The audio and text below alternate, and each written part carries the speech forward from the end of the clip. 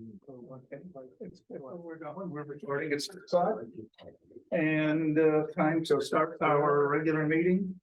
Present, we have all 5 committee members. We have our council liaison, Khalil. Well, we don't see Janet tonight. Anyway, we have Janet's on vacation. Coming for we're going to have a report on the outcome or a preliminary report on the master plan. Representing the master plan folks, we have Heather from Rossi. She's been here. She's great. We all know her. Paul Mosier is from DelDOT.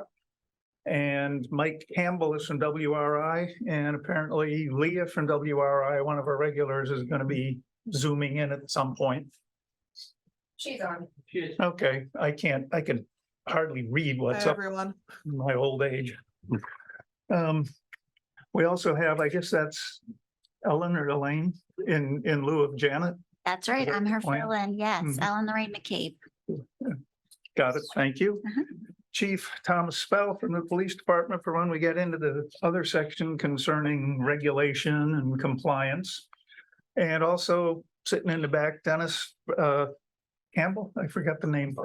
Crawford, because there's a Campbell written here that I just wrote down. Sorry, Dennis. He's the head of parking enforcement. Should that come up as a topic, he's here to address that. My intention, because we have an extremely full agenda and we've got folks that probably don't want to sit here till the end of everything, I'm going to shuffle the agenda a good bit. We are going to take what is listed under new business first, which I'm then going to make the discussion preliminary developments related to the pedestrian, to the master plan. Basically, that's what we're going to take first. We'll then go to the item 1 of new business regarding compliance with cycling rules and etiquette on the trails. Then we will switch back up to old business and go through the minutes and all the mundane stuff that I expect a lot of you folks really don't have any great interest. You're welcome to stay. But if everyone is amenable to that, we will kick off and we will start with the report from the master plan folks. Have it. Thanks, Bob. Can I turn lights off? Yeah.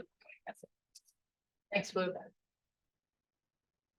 Thank you to the committee and members of the city of Lewes for joining us this evening. My name is Heather Coons with Rossi Group. I am one of the consultants working on the Lewes bike ped plan. We appreciate you having us here this evening. Get started in just a second. Thank you, Blue.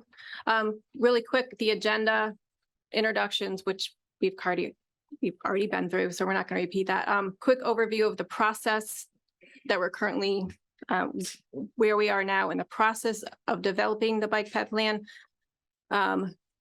The preliminary recommendations, and this will include recommendations for infrastructure as well as policies and programs. And then we'll jump to next steps with regard to the workshop, survey, and then the ultimate plan development. Click it one more time for me, Blue. We are currently in the recommendations development stage, working, to provide recommendations based on public feedback and making recommendations to the bike infrastructure and policies and programs in preparation for our public workshop on October 11th. I'm now going to turn it over to Mike Campbell with WRA to discuss some of the draft preliminary recommendations. Thank you. Again, my name is Mike Campbell. I'm with WRA. I'm filling in for Leah Casanda, who is on the Zoom, and she's our technical expert, so we can certainly ask her any technical questions, and she'll be glad to weigh in as well. But we want to talk a little bit about the infrastructure that we are going to be presenting tonight, some of the proposed draft improvements. We base these infrastructure improvements on both local and federal guidance. As you can see here, some local guidance, the Delaware Complete Streets Design Guide, that's in draft format currently with DelDOT. The Delaware MUTCD, which basically dictates striping and signage and rules that we can follow. And then we also have federal guidance that we're using to guide some of these design practices, such as the small town and rural multimodal networks and the FHWA improving intersections for pedestrians and bicyclists. So we didn't just make this stuff up. So we're basing it on guidance. So regarding the infrastructure, there's a few things we looked at. We're focusing on filling gaps that are in low stress network by connecting existing low stress streets and trails to new facilities. Where there's right-of-way, limited right-of-way, where there's utility impacts, we're looking at identifying parallel low stress routes. I'm assuming low stress was talked about at the last meeting that you guys had, so I won't go into those details. We are developing phased improvements where possible. We all know that budgets are limited, so we want to be able to have a plan that can be implemented over time. What is an appropriate bike facility? So it really depends on the location, the existing conditions of the street, and what we hear from this group and the public as well. If it's already low stress, recommendations may be as simple as wayfinding signage to direct bicyclists and pedestrians where they can go, such as sharrows as well. If it's high stress, recommendations may include bike lanes or other traffic control improvements. Just want to reiterate, these recommendations are in draft form. So this is the first time this group is seeing some of these recommendations. They will be refined before the public workshop, but again, they are just in draft form.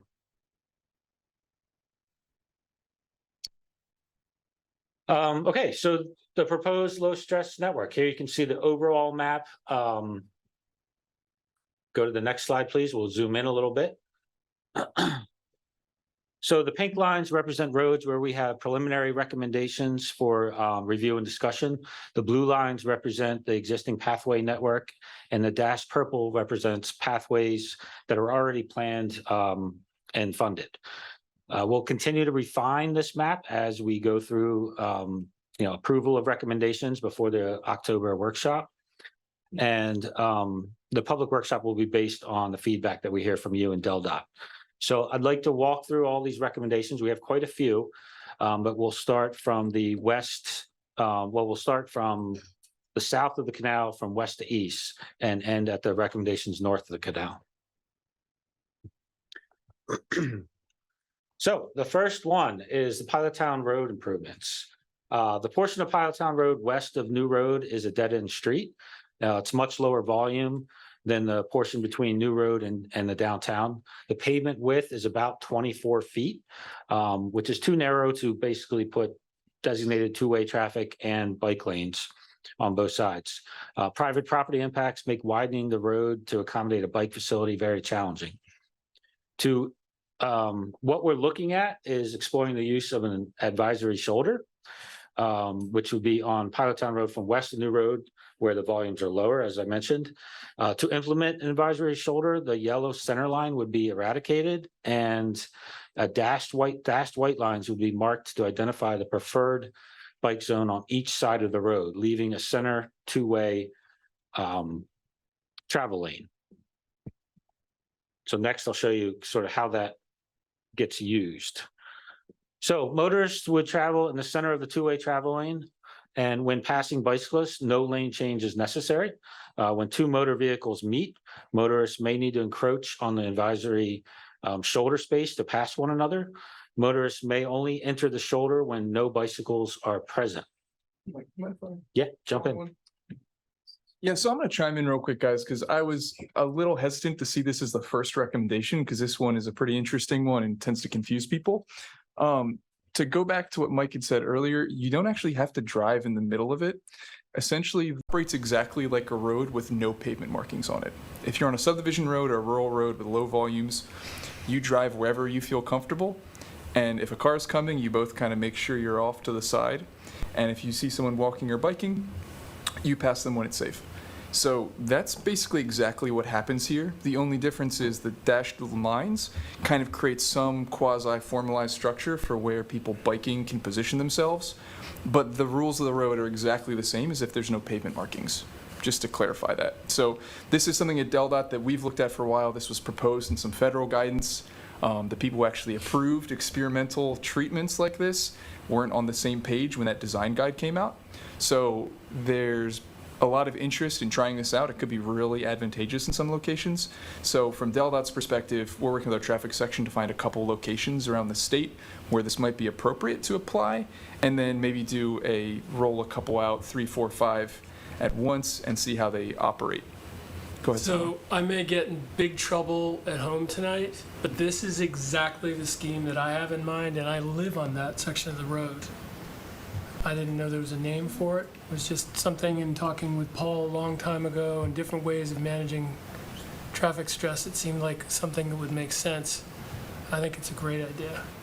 But I'm not speaking for the neighborhood. This may be experimental here. It is extremely common in the Netherlands.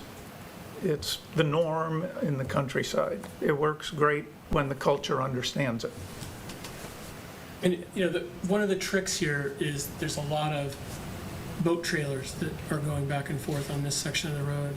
And I think there are some ways of trying to get some of those boats to go a different route to get to the marina, to the boat ramp, but that's another. Yeah, I think these are actually used a lot in rural areas where there's a lot of farm equipment versus a dash center line, because there's equipment that encroaches over the center line. It actually is more advantageous to just kind of be like, all right, well, you're behind this combine while it's going over, and the expectation isn't that, oh, he's in my lane, or he's over there. So there actually are benefits for utility vehicles, but I think just to stay on the topic of the conversation, could go on for a long time. If anyone has any thoughts, I think. Are there markings on the road at all other than the I don't remember the name, the experimental shoulder? Yeah, the dash Advisory lines. shoulder. Advisory, thank you. If you want to, you can put a little bike symbol or a pedestrian symbol. But you don't. You do whatever you want. Yeah, Okay. it's pretty flexible. Is it mandatory that bikes use those lanes? No, it's suggestion, basically. So, quick question. So, I must mention it works in the Netherlands where the culture accepts it. So we don't have that culture. So is there any recommendation to? We are going to get to Teach people. policy and program recommendations later in the presentation. So specific design, just for a second on this, is the guidelines allow for 4 foot, as narrow as 4 foot advisory shoulders, but we would recommend 6 foot if possible. 4 foot shoulder would allow for a 16 foot wide center lane, which is wide enough to permit 2 passenger cars to pass at modest speeds. A 6 foot shoulder would allow a 12 foot wide center lane, which would require vehicle encroachment to enter the center lane when passing.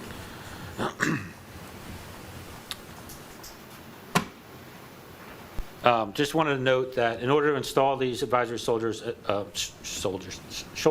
an approved request to experiment is required as detailed in the MUTCD. So it is a pilot project, and you do have to get special requests to be able to do this.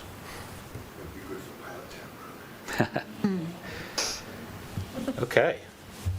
Moving on. So new road side path connections. We received a lot of comments about the new road via the public survey. This recommendation is to connect the side path that will be provided by the Canary Creek Bridge and the existing side path at the neck of Park Road North to West 4th Street to provide a low-stress connection to downtown. This portion of New Road south of Canary Creek Bridge improvements is already under study by DelDOT for side path improvements through Nassau Road and the Georgetown Lewes Trail. That project is the Canary Creek Bridge project is proposed to put that side path in. So this would be looking at both sides for a potential connection. So here you can see, I'm sorry, there you go. The diagram shows 2 different alignments that would be considered to extend the side path. Northwest alignment that you see here may require a roadway shift, and both alignments would require shoulder widening. In the short term, wayfinding signage could be used to direct bikes to Captain's Circle and Marina Drive to access West 4th Street.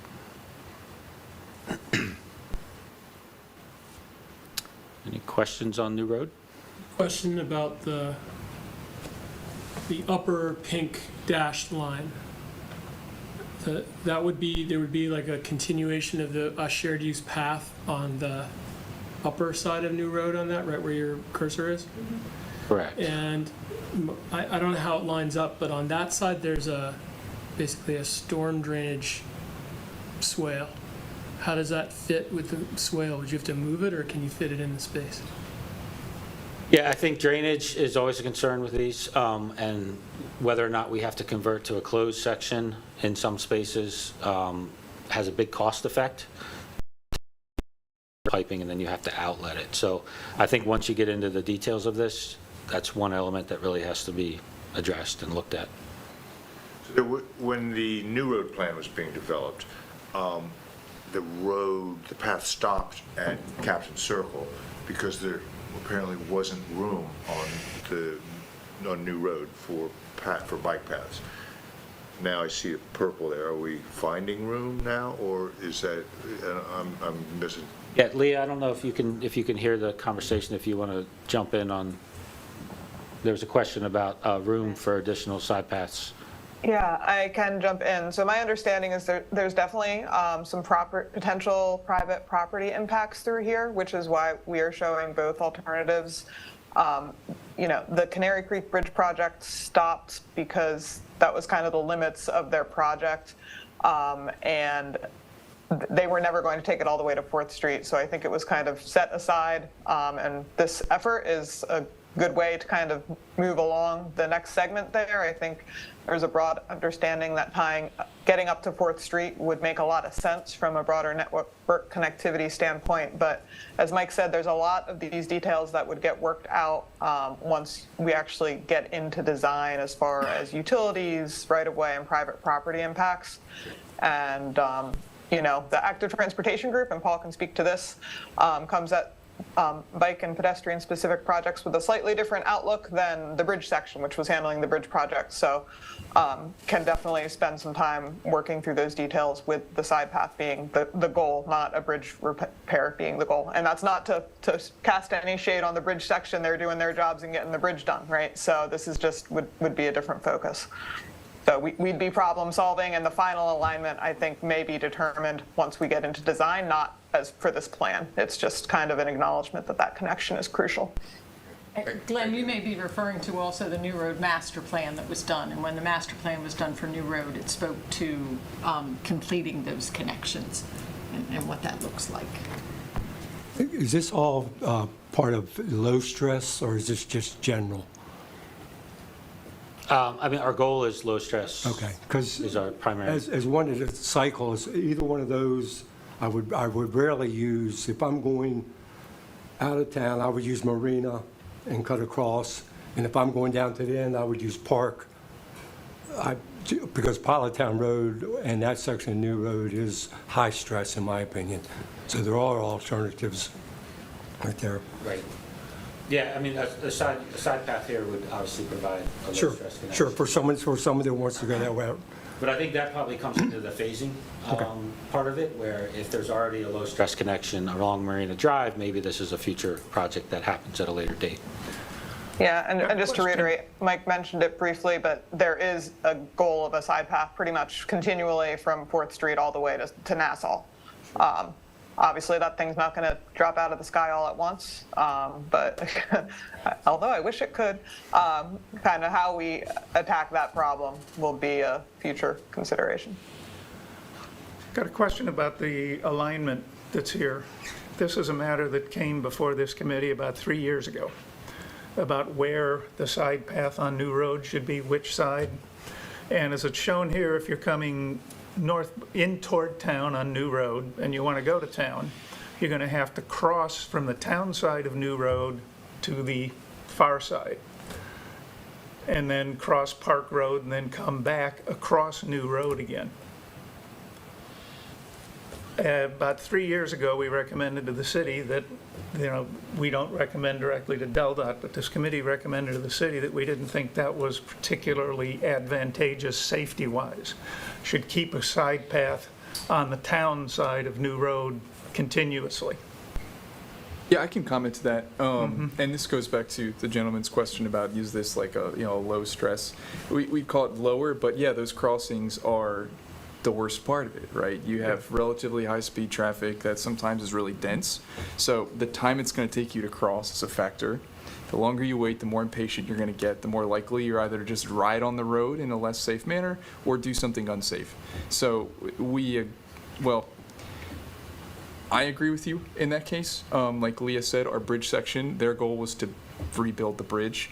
And even though we do have our complete streets policy, it says build shared use paths.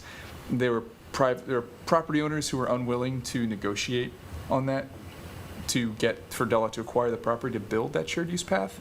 And short of using condemnation authority to do that, we had no other recourse. And our bridge section was not about to use condemnation authority on a bridge project to build a shared use path. So that's the way that I understand the situation, and that's the reality of project development in our world, right? We're not going to use eminent domain in an instance like that. But it's something that the city, I think, should keep their eyes on and continue to work with DelDOT on, and maybe even work with the private property owners to see if there is a way, because obviously the ideal alignment is to keep it on the lower side of the road so you don't have to cross. Because two crossings exposes people to more risk, right? So we totally understand that, but it's the situation that we're in right now.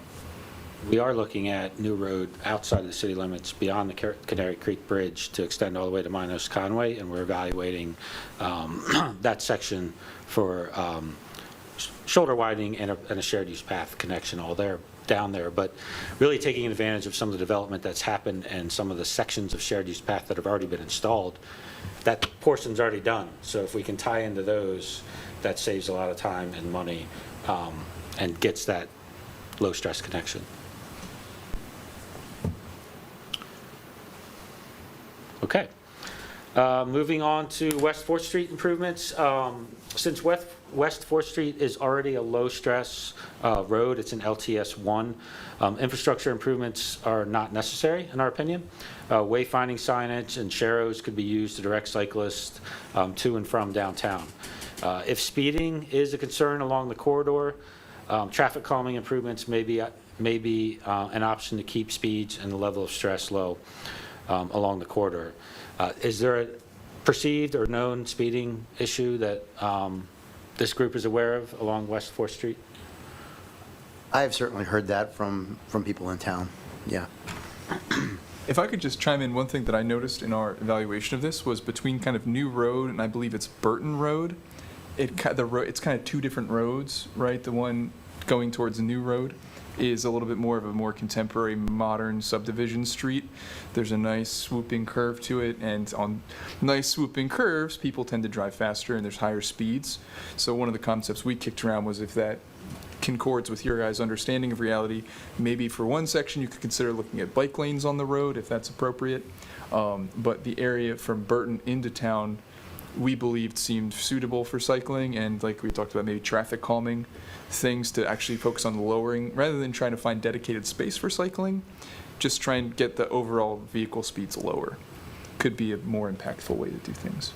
So on the, to people speed question, I live on Marina Drive, and believe it or not, people at rush hour more likely, people turn right on Captain's Circle when they're coming into town, and then come down Marina Drive and go relatively fast, faster than they would on New Road for some reason, and then go to 4th Street and into town. So that happens. So there is, speeding, my experience is limited, but it definitely occurs. So. They're wide streets.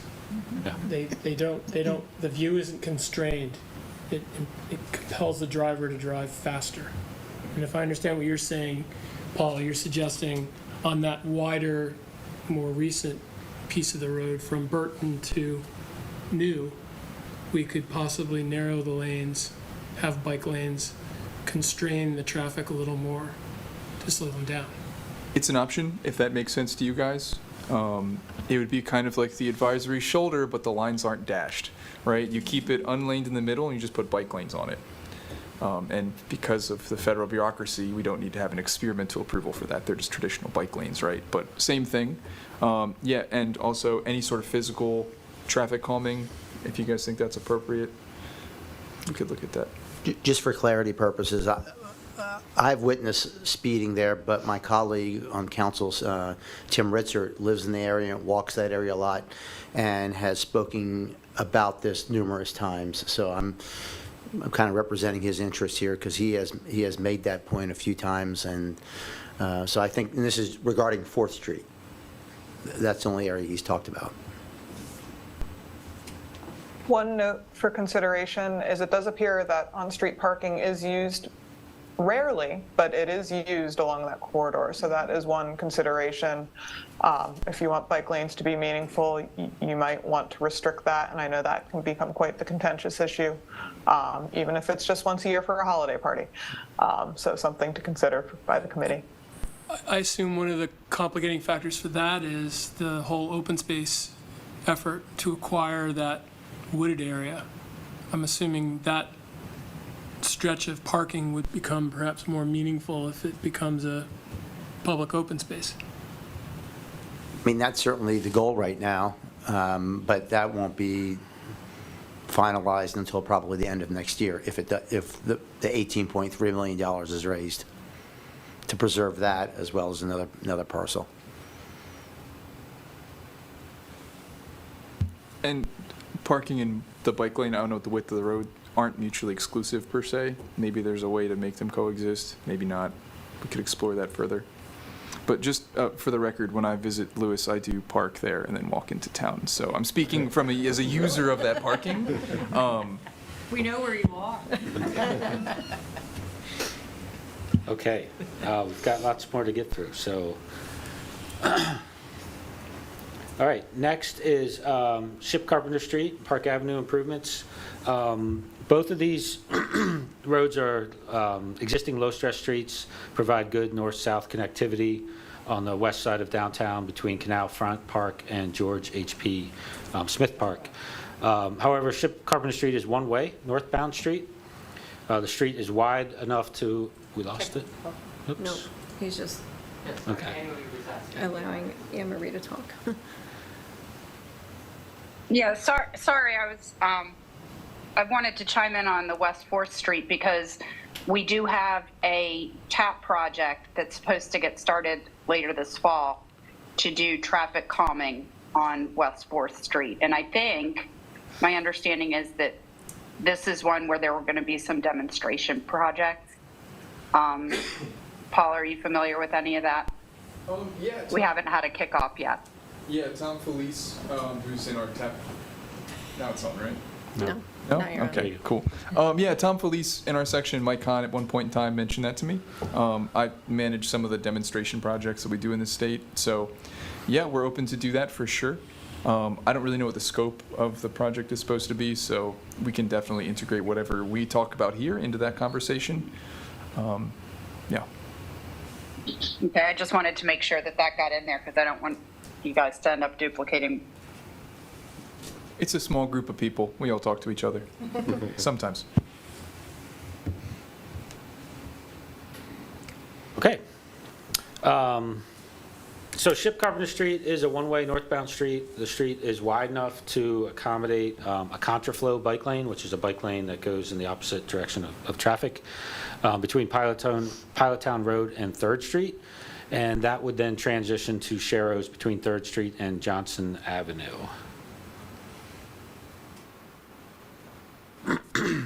Were you just saying that you're going to have a bike lane going the opposite way Yep, of one way? next slide, we'll take a look at what that looks like. And Paul, feel free to jump in on this one as well, if you'd like. Yeah, sure. So this was, the idea of this was people to get from the Canal Front Park back to 3rd, 4th Street, 2nd, wherever they want to go really, and then just get into the lower stress street grid. And I don't know if, I've never done this, I've never biked from there back into town, but I imagine it might be kind of a natural movement to want to go against the one-way, given that it's pretty low volume. This was actually a very roomy street for doing contraflow bike lanes on. There wasn't parking on that first block, which kind of made it a little bit of a no-brainer. And even the block with parking, there was still plenty of room to fit a travel lane in one direction, the contraflow bike lane, and the parking. So it's just a way to improve the network connectivity and give people a little more flexibility cycling around town. I understand that the concept of what you're saying, is that used in other places? Yeah, more often in more urban areas. Washington DC has a bunch of them. Boston has a lot of them. And there's nothing in, well, actually, there's one in Delaware. We did one in Newark, at, if you know, North Chapel Street and Main Street. There's a contraflow bike lane right there that's at a very complicated signal, and it works just fine. So this one is, yeah, it's totally permissible. There's actually, under the do not enter, there's this lovely little regulatory sign that says accept bikes, which basically exempts the do not enter sign to people biking. You guys amenable to that? Yeah, we've used them around the state and had no problems with them. So it's legal, it's permissible, it's been done before. We have experience in Delaware. It's just a matter of it makes sense. And But like I said, I understand the concept of it, but I think you're advocating for people to use the wrong way on one-way streets. And but the worst one is 2nd Street in town. People on a daily basis go the wrong way on 2nd Street. Mhm. They do it on Bank Street, they do it on BB Avenue. There's all one-way streets.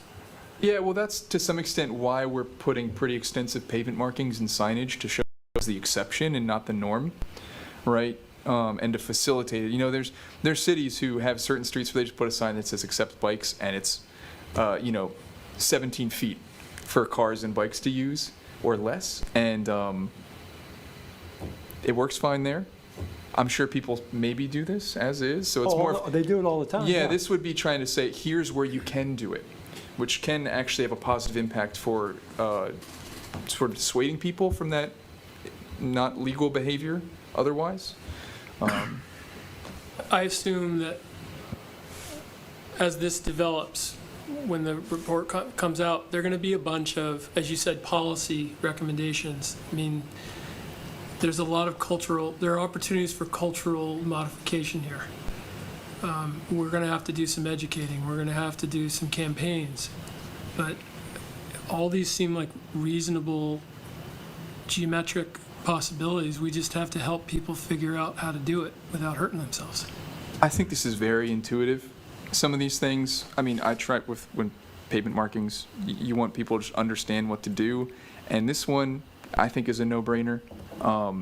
But the advisory bike lanes, yeah, you guys are gonna have to do some work to tell people this is what we're doing, this is how you do it, and this is what you shouldn't do, right? Don't bike up 2nd Street the wrong way.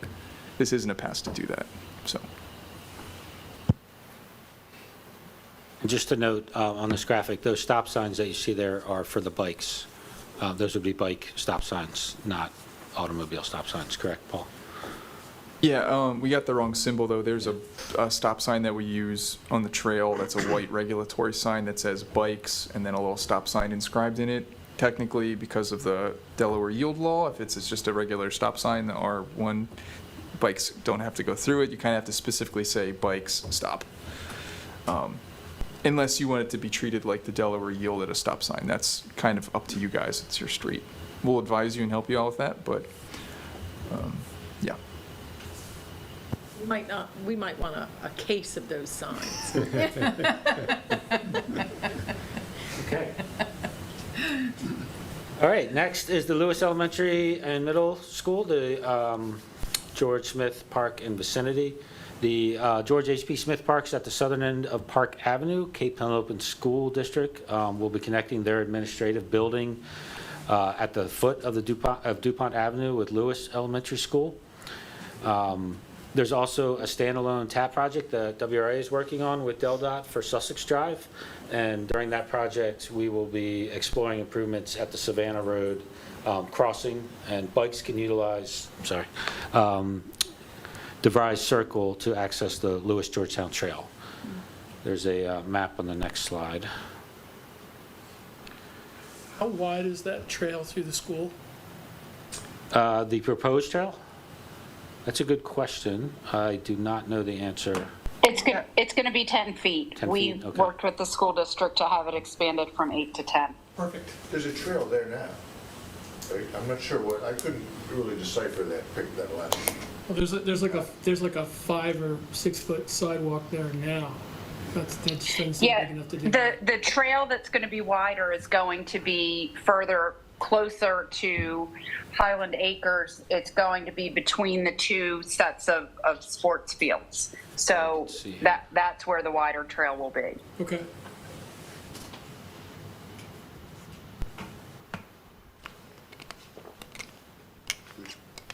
You can see there's also sidewalk connectivity between DuPont Avenue and Sussex Drive as well. So that's what we just talked about. All right, next is West and East Third Street improvements. This is low-stress road with the exception of the crossing at Savannah Road, which can be very stressful. Third Street also provides an alternate connection between downtown and the Lewes Georgetown Trail via the Rhodoline Avenue and Schley Avenue. Wayfinding signage and sharrows can be used to direct cyclists, and we're proposing some crossing improvements at Savannah Road as well.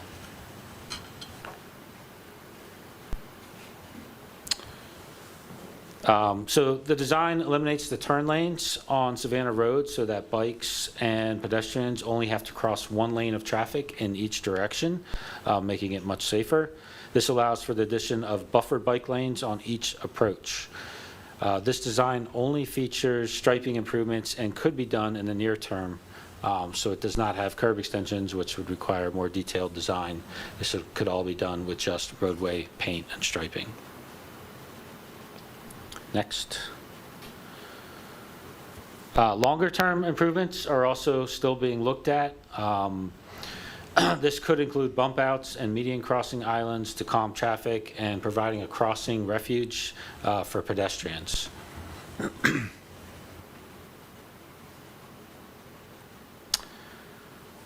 Okay, next is downtown Savannah Road, Gills Neck Road improvements.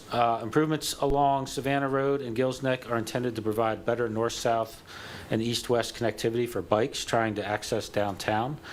All improvements will be coordinated with the Savannah Road Master Plan. Two alternatives that we're looking at. Alternative one is to retain left turn lanes. Add bike lanes on Savannah Road west of the intersection. Add two-stage queue box for bikes turning left onto Front Street. Add leading pedestrian interval LPIs for all crosswalks. This is going to allow people walking and biking a head start and get ahead of traffic heading east over the bridge. Adding sharrows and improving signage on Canal Bridge. Adding sharrows and signage on Gills Neck Road and Front Street and 3rd Street. And adding bike lane on Gills Neck Road at the approach to the intersection and restrict right turns on red.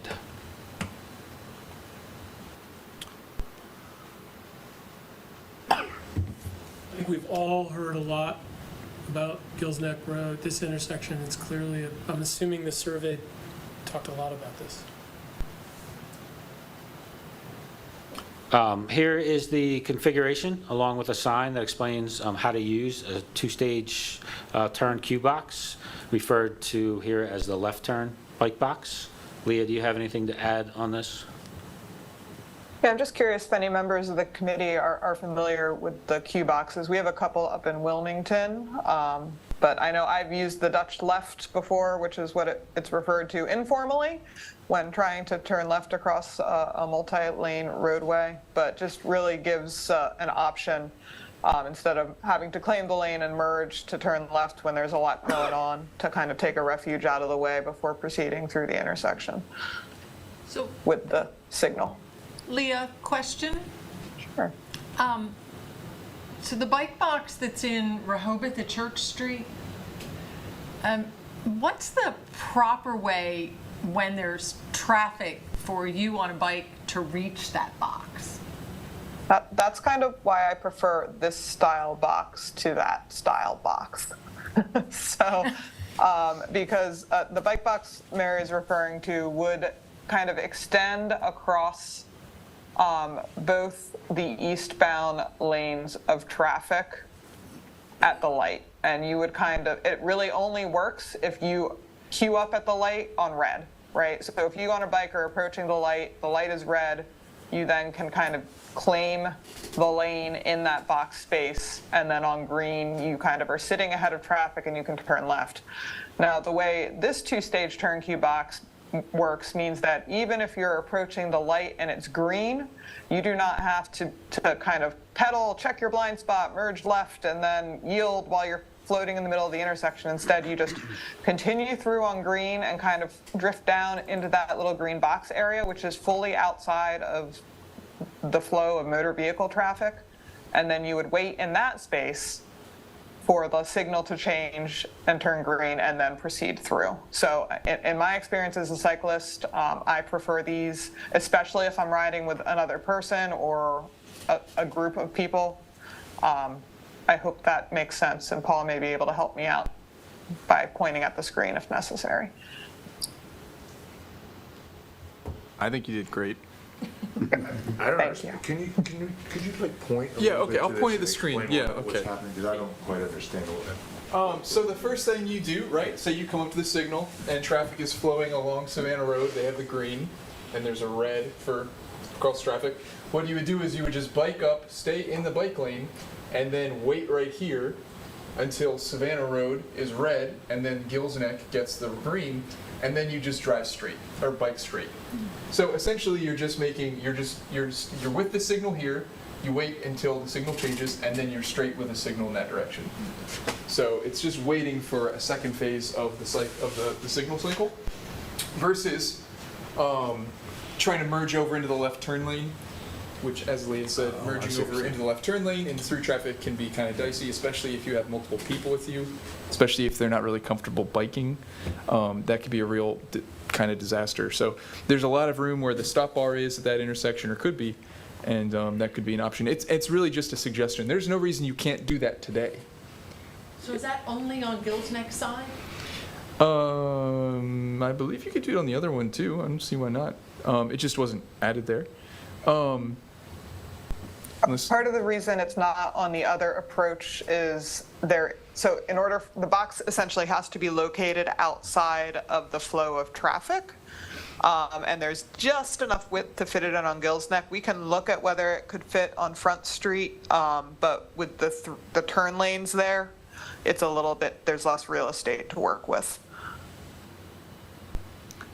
Yeah, but if you're take up enough of a small profile, you can do that currently today. Sometimes that's just how I cross certain signals anyways, even if there's not a left turn.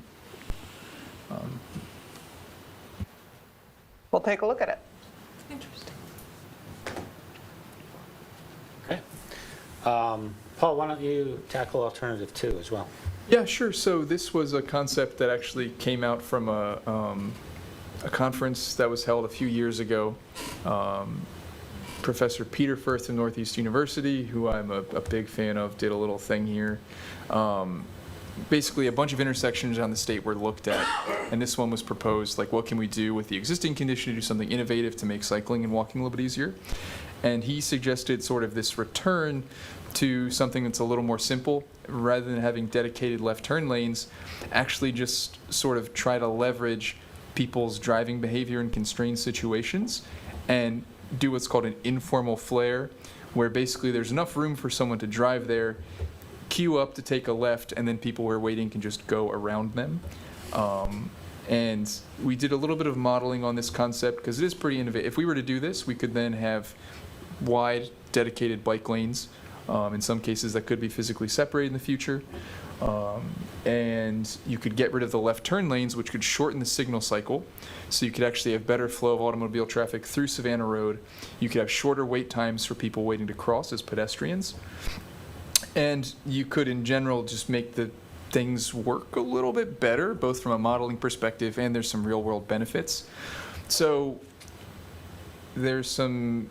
This one's like a little bit scary, I think, in everyone's mind because, you know, when we model traffic, left turn lanes are very predictable. They have great safety benefits in some cases, and if we can fit them, we like to put them there, right?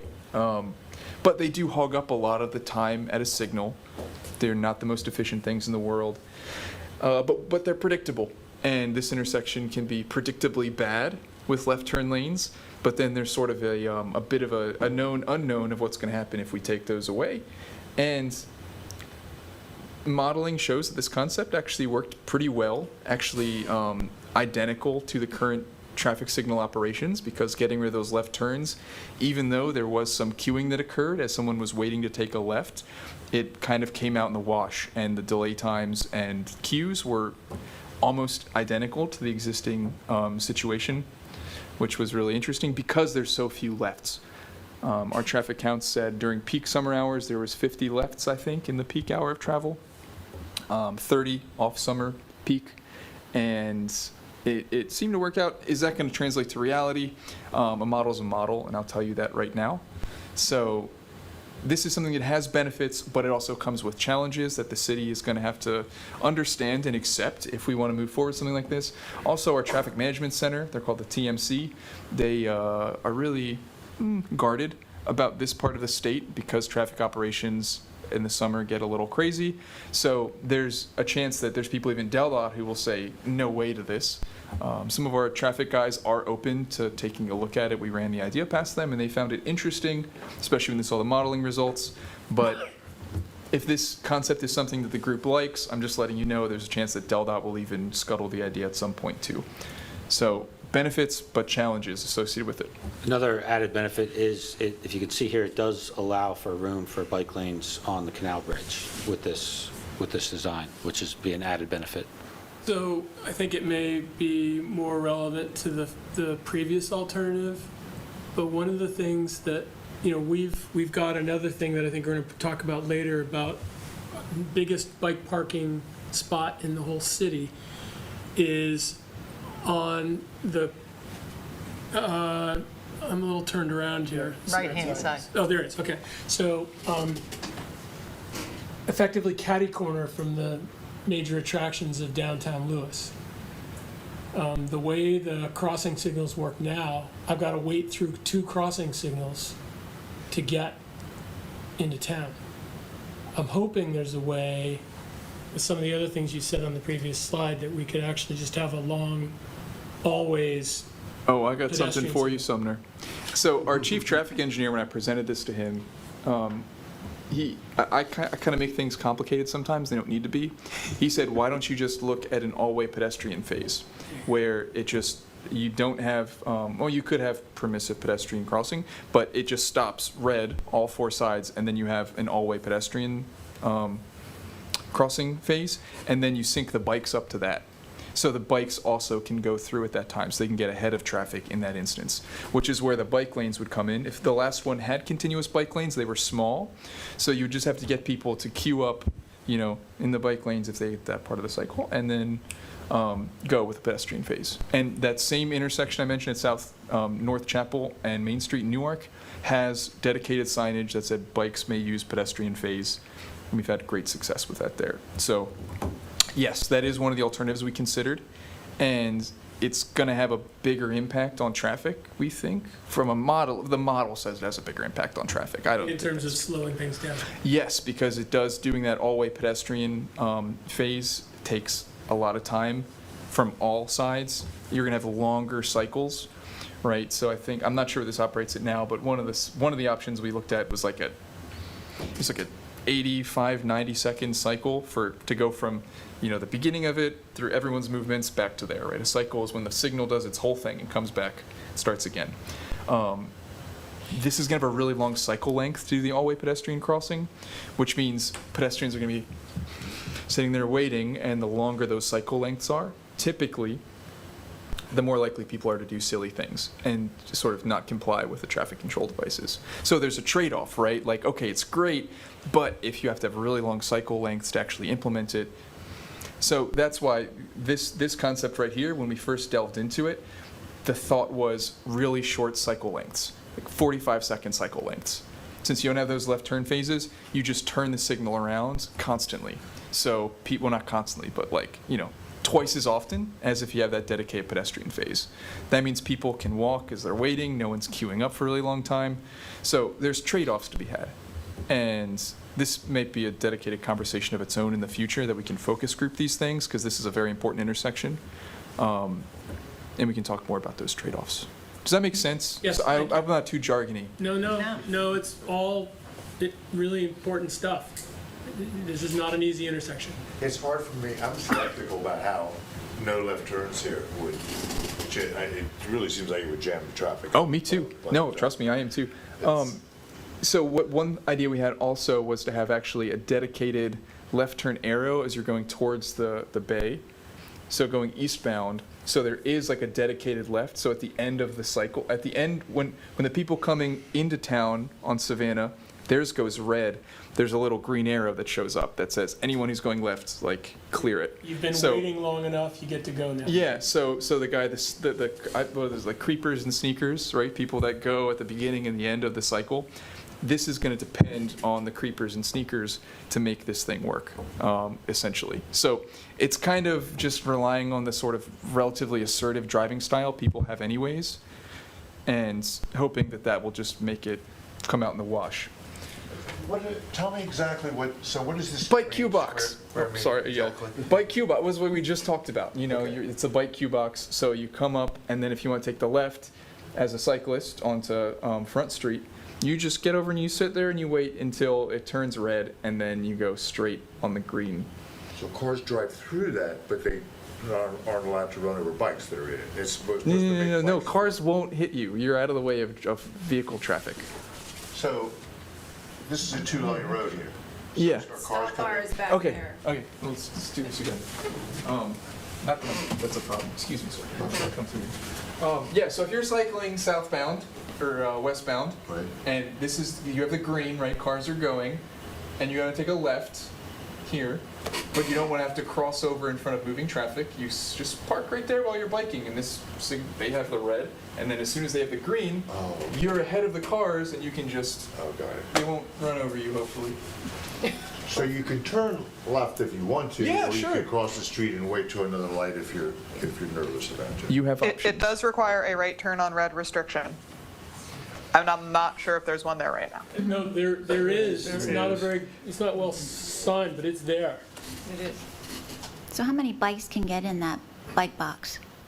I think it's not like you have to stay in the bike. The bike box is really just kind of a suggestion of here's an area that is generally out of the flow of automobile traffic, and if you're over to the left of it or the right of it or behind it, as long as you're safe, that's all that matters. You don't need to necessarily be inside of it. It's kind of a suggestion. They're usually 8 or 10 feet wide, deep, I think, and then the width of the lane there. Yeah, it'll be the one on the Front Street side will be very comfortable. You'll feel amply encompassed. Can you go to the next slide, please? So here's this, this is what the intersection would look like with the way it would work with that signage there. And the other idea was also, if this were to happen to, and this actually recommendation I think is separate from whatever alternative moves forward, would be to the advisory bike lanes or edge lane road, whatever you call them, on Gills Neck Road. Like the treatment we talked about on Pilot Town Road, continue that to the Georgetown to Lewes or Junction Breakwater Trail. As a way to get into town. Again, lower volumes, lower speeds, the sight lines are great. It's sort of on the threshold of the typical traffic volumes, which there's about 3,000 cars a day, I think, 3,500, probably going to go up to 4,000 at some point. There are roads that have that amount of traffic in experiment right now. This is the right speed for these things for the most part. Sight lines are good. So it's a pretty good candidate, but again, it's going to take quite a bit of bureaucratic stuff and muscle on our end. We might have to partner with you guys on that. Yeah, so that was a thought for Gills Neck as well. What is your width of the bridge itself? In this concept? I didn't do the renderings for this one. I imagine at least, I think at least 4 feet. I believe it's at least 4 feet. Leah, do you remember? Measuring, give me 30 seconds. I believe it was between 4, and I think on the northern side is maybe a little bit wider. I mean, it's tight, right? But a 4-foot bike lane's better than My point nothing. is this without doing anything to the bridge at all, other than putting the bike lanes on it? Just paint. Well, no, you have to get rid of the left turn lane at Savannah. That's But what I'm happens. just talking about the bridge in itself. Yeah, it's the same. Yeah, bridge, well, it's you, just paint. yeah, it's just pavement markings. So the curb to curb width on the bridge is 30 feet. So that would allow for 5-foot bike lanes and 10-foot travel lanes, which is tight. But at the speed folks are traveling on that bridge, it's a straight shot. It's big, it should be wide enough. You have both lanes on the bridge going out of town? You'd be stressed to you put still have the bollards left on there. I on don't the think you'd bridge? be able to fit them. So that's where you got your space. Is the left on the bridge gone? Yeah, this is the informal flare, the alternative two we're Okay, talking So that's about. where you got your space, Chip. Yeah. The left turn lane is no longer on the bridge from Savannah to Gills. I realize that, but I'm just talking about the bridge in itself. No widening of the bridge is proposed here. Right. No, I'm not concerned about any of this. I'm just talking about the bridge in itself. You're showing 5-foot bike lanes. We've been clamoring for that forever, just to have a bike lane without doing anything else. To have a dedicated bike lane across that bridge now, That'd be nice, yeah. both ways, and that's what you're telling me, we can do that right now. So the I can reason go out we to a cannot court do tomorrow that and right now. So we can only wouldn't do that recommend if we get rid of the left turn lanes. Yeah. They can only do it if they get rid of the left turn lanes. Leah, Which- what's the width of the travel lanes as they're marked today over the bridge? I'm not entirely sure, and I believe that they're skewed to one direction. I don't think they're set in the center of the bridge, right? This shows it where the center line would be, because right now it's moved over towards the south to have the left turn lane and the through lane, so it's shifted. So I believe there's more width on one side than the other. So it's, the geometries just aren't set up for bike lanes right now. You would have to fully remove all the pavement markings, center the center line, and then put bike lanes. So it's not, you couldn't go do it with a athletic field striping machine. The current configuration at the intersection on the bridge where there's a right turn, there's 3 lanes, it's about 10 feet each. Because again, it's 30 feet between the curbs. But there are 3 lanes. There's not Yes, 3 there are. lanes on the bridge. There's a There- left at the turn intersection lane, there are And then there's a currently. lane in each direction. The left turn lane doesn't start till you get off the bridge. She said at the intersection. At the intersection. Right, but what we're saying is that in order to do the bike lanes, you're gonna need to address the intersection. The left turn lane needs to be removed so that all the restriping can actually geometrically work.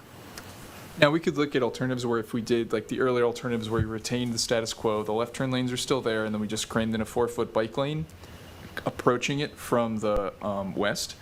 We can look at maybe there's a way to like shift the center line over pretty quickly and fit bike lanes, like center the center line, and try to have bike lanes continuously as far as we can, but they wouldn't be there at the intersection. So it's tight. Could we start, I mean, the bike lane, it's 2 lanes here. If we could have bike lanes painted here now and still have have the left turn signal, that would help out a little bit at this point. We can't do that. You're saying we can't do that? It can be, I mean, it can be investigated thoroughly. I don't know. It's worth taking a look at, I suppose, but I'm not sure. We'll look at that through the plan and let you guys know. So I'm going to just drop this question. It applies to all of these things where you can see us all scratching our heads. I guess I'm wondering how we can visualize these things, sort of test them on the ground without fully committing to them. I mean, you see these examples of trying out new bike lanes with temporary Yep. installations. And I'm curious about how we can do some of this stuff with the queue boxes and things like that. So, Well, I mean, I don't know how you do it in a test. No, I mean, it depends if there's space currently with the existing market. But basically, when we do these like pop-up projects, we typically don't eradicate pavement markings. So we're kind of working at the mercy of how things are positioned currently. And if it's positioned advantageously, sure, we can do it. We are doing one sort of project that's spun out of the pop-up program where we are using real pavement markings and a real contractor. But that road's going to get repaved in a relatively short interval. So what we're putting down is a 2-year lifespan for us to take a look at and learn from. So temporary it's very limited what you can do temporary. We can look at it, sure, and see if there's something we can do. But if you want to do more of a pilot, yeah, those things aren't meant to come off. Those pavement markings are like really high-tech thermoplastic. All town is just paved, so I think that's hands off. For a little bit.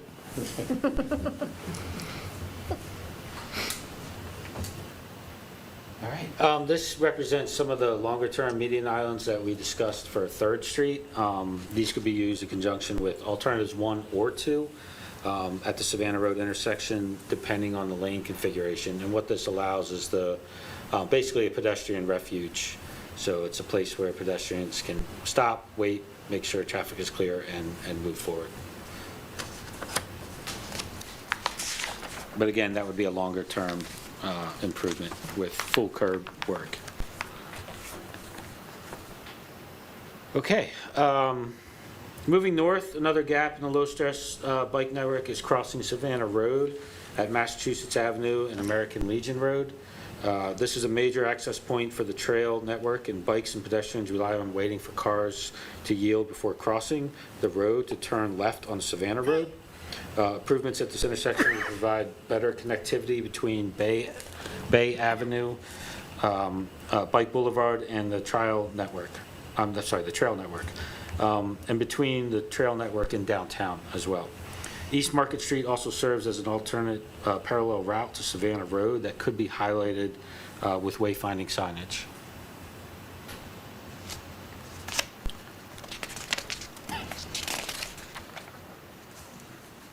Here you could see the approximate placement of the RFB signage and lights. Poles would be placed to be accessible by pedestrians using the crosswalk and by bikes sharing the lane. Massachusetts and American Legion would also have sharrows and wayfinding signage to help direct users to the network.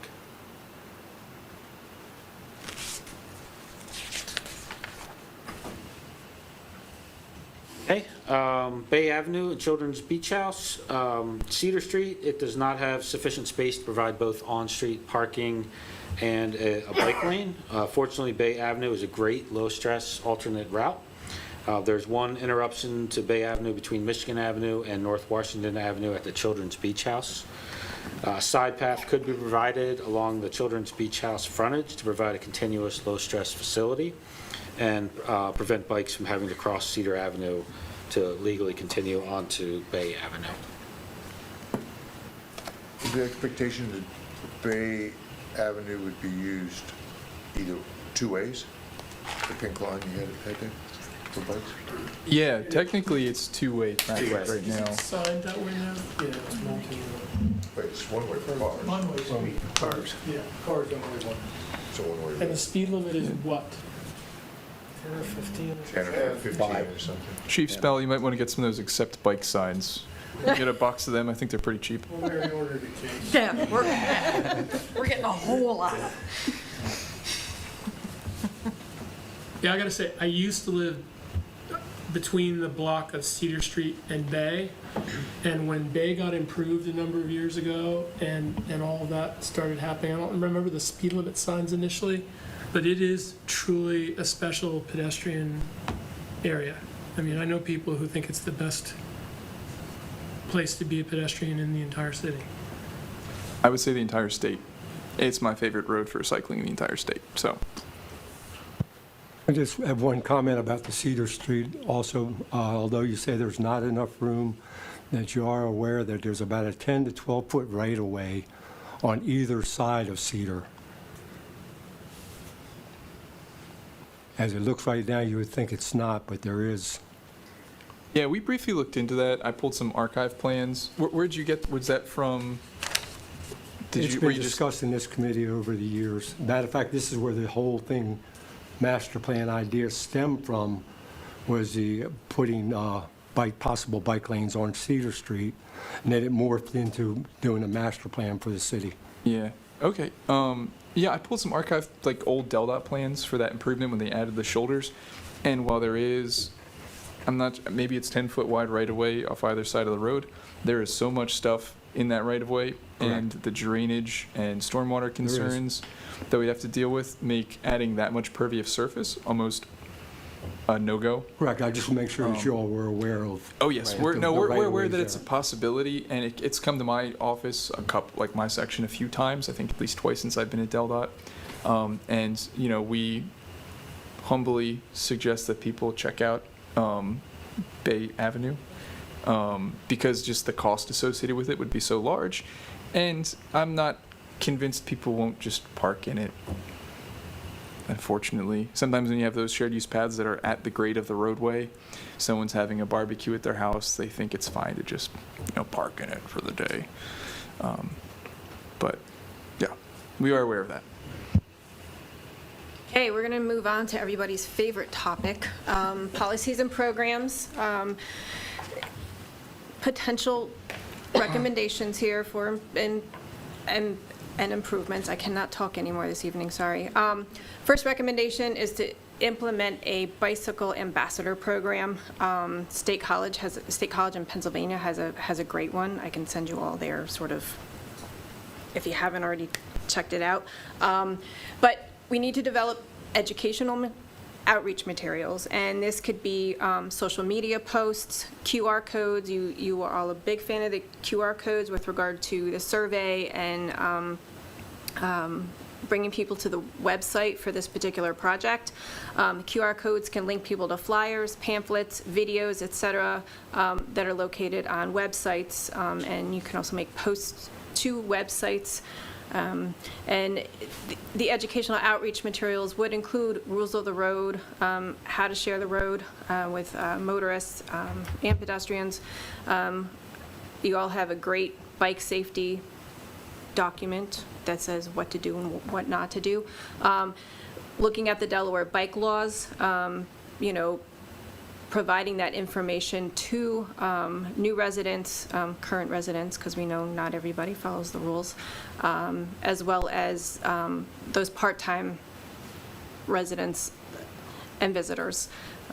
The League of American Bicyclists also has a lot of great information on their website. Part of the Bicycle Ambassador Program is engaging with the community members via bike-related events. You all have those all the time, especially in the summer. Just, again, that outreach. Farmers Market is a great venue for a non-bike related event.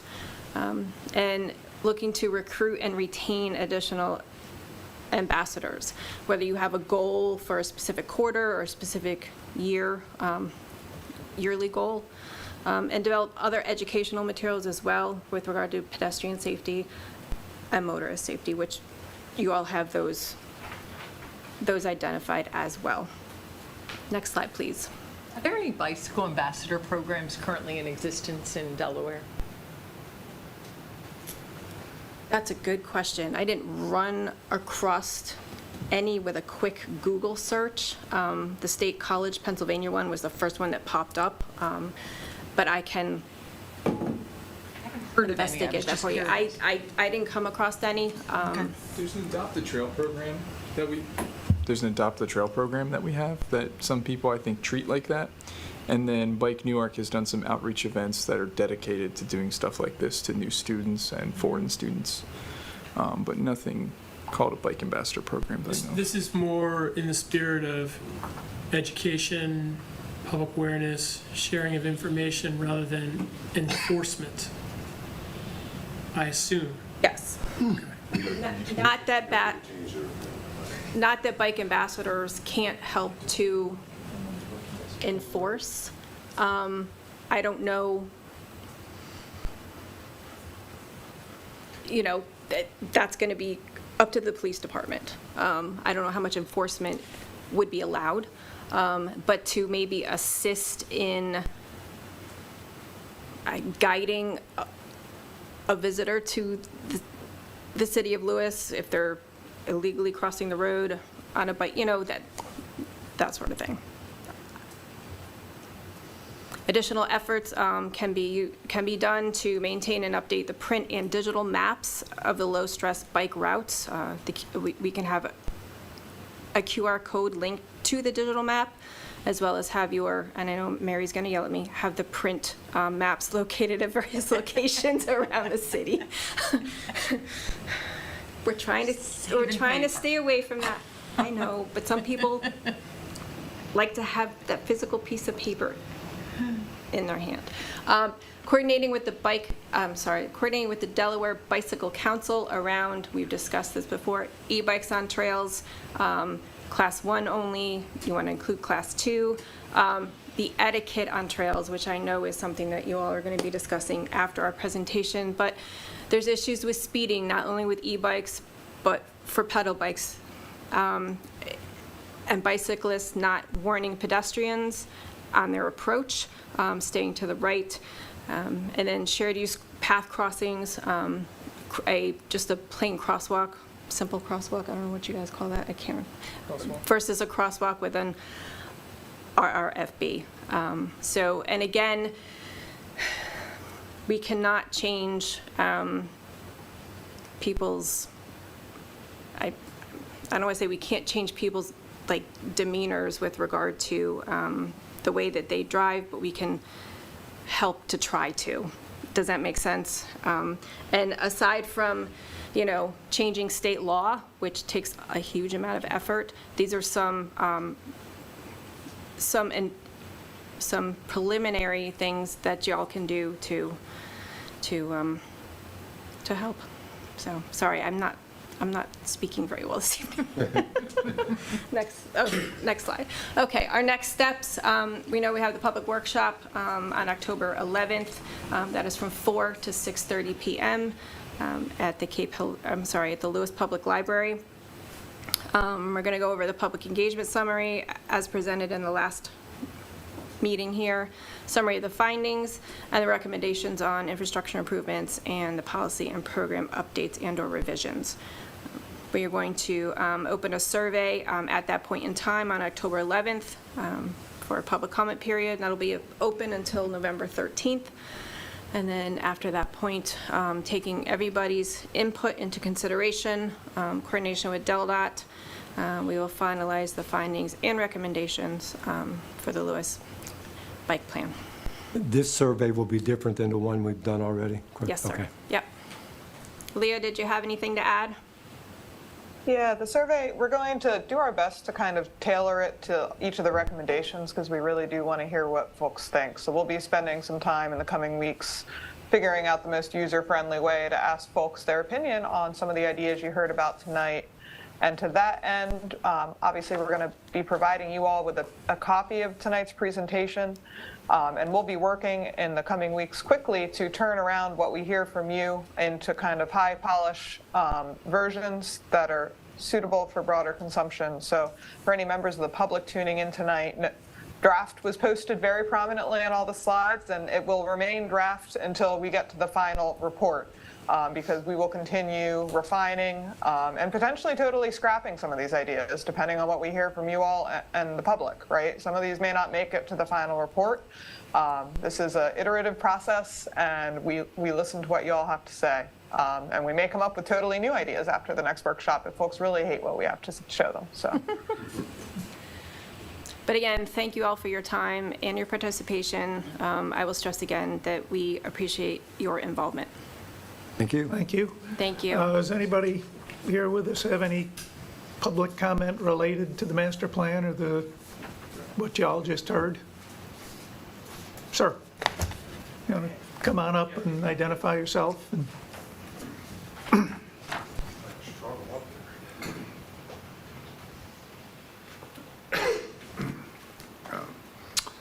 Thank you for the opportunity. So I just kind of dropped into this because I heard a lot of scuttlebutt. So the work that's been done here is obvious.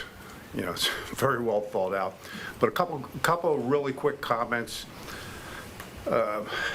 First of all, I have the e-bike, so everybody understands where I'm coming from. I've averaged over 2,000 miles a summer over the last 3 years.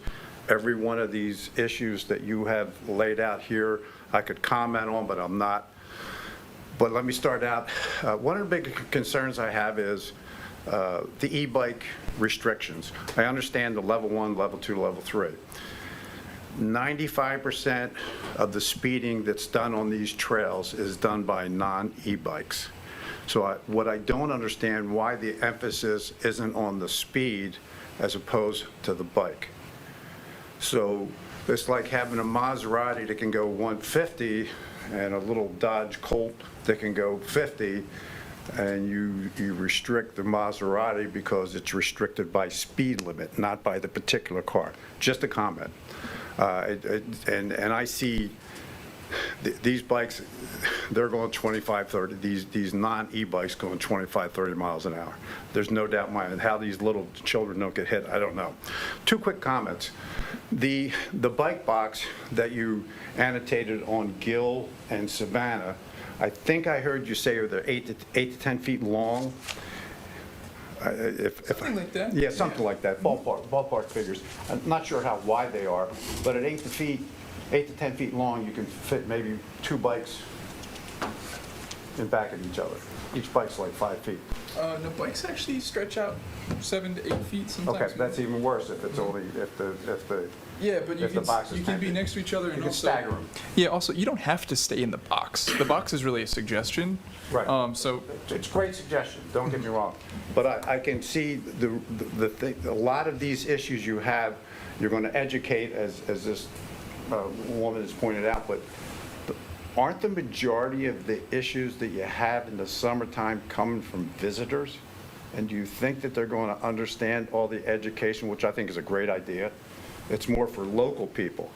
Okay, I'll certainly look at it, but these people that are visiting here, they're not going to go through all that education. The bike box, I think, would be kind of complicated to them to understand. yeah, no, I hear you. And in my opinion, traffic control devices should be easy to understand. If you have to educate people or put up Exactly. signs, you're probably doing something wrong. And those left turn cue boxes are helpful when you could just space the stop bar back and put an imaginary box there, and people will use it at the same rate that if that box was there, I bet you. But the issue So with really that- the thing there is setting up the space for people to make that maneuver out of the flow of traffic. But I can just see people, especially these bikes that are carrying children behind them. yeah. I can see them trying to go over there, turn around so they can face the right way. And anyway, it's a great idea. I don't want to. Constructive. I'm right here with you on those things. Yeah, I think they're a little complicated too. Suggestions. And that corner, as I'm sure the chief will understand, when you're coming up Gill's next, going up to Savannah, I think that white line where you have to stop is right 15 feet before the corner. There's no way people are going to stop there. They're going to go up to the corner so they can see what's going on. Last comment, and thanks for everybody's patience. Last comment I have is the bridge.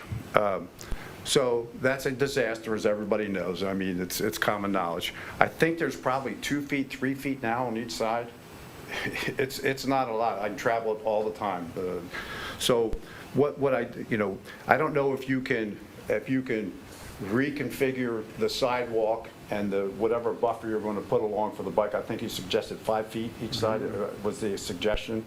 5 feet plus the sidewalk, if you could just make that one common area, I don't know. Sharon, so I'm seeing you smile, so maybe I guess you can't. Yeah, I would think that'd be tough, right? I mean. Yeah, I mean, the sidewalk, Suggestion. yeah. No, but you would have to reconfigure the sidewalk. You're Right. saying rebuilding the sidewalk. Correct. Basically resetting the curb. Correct. Or even make it like a ramp kind of thing like they have on the side where your water is. Anyway, an idea. But the issue I have with that is it's a zero-sum game coming over that bridge, okay? It is tight now. So if you take an extra 3 feet, let's say 2.5 feet for the sake of conservative, an extra 2, I think it's more like 3, but 2.5 feet that you're going to add to the bike on each side, that's 5 feet in totality.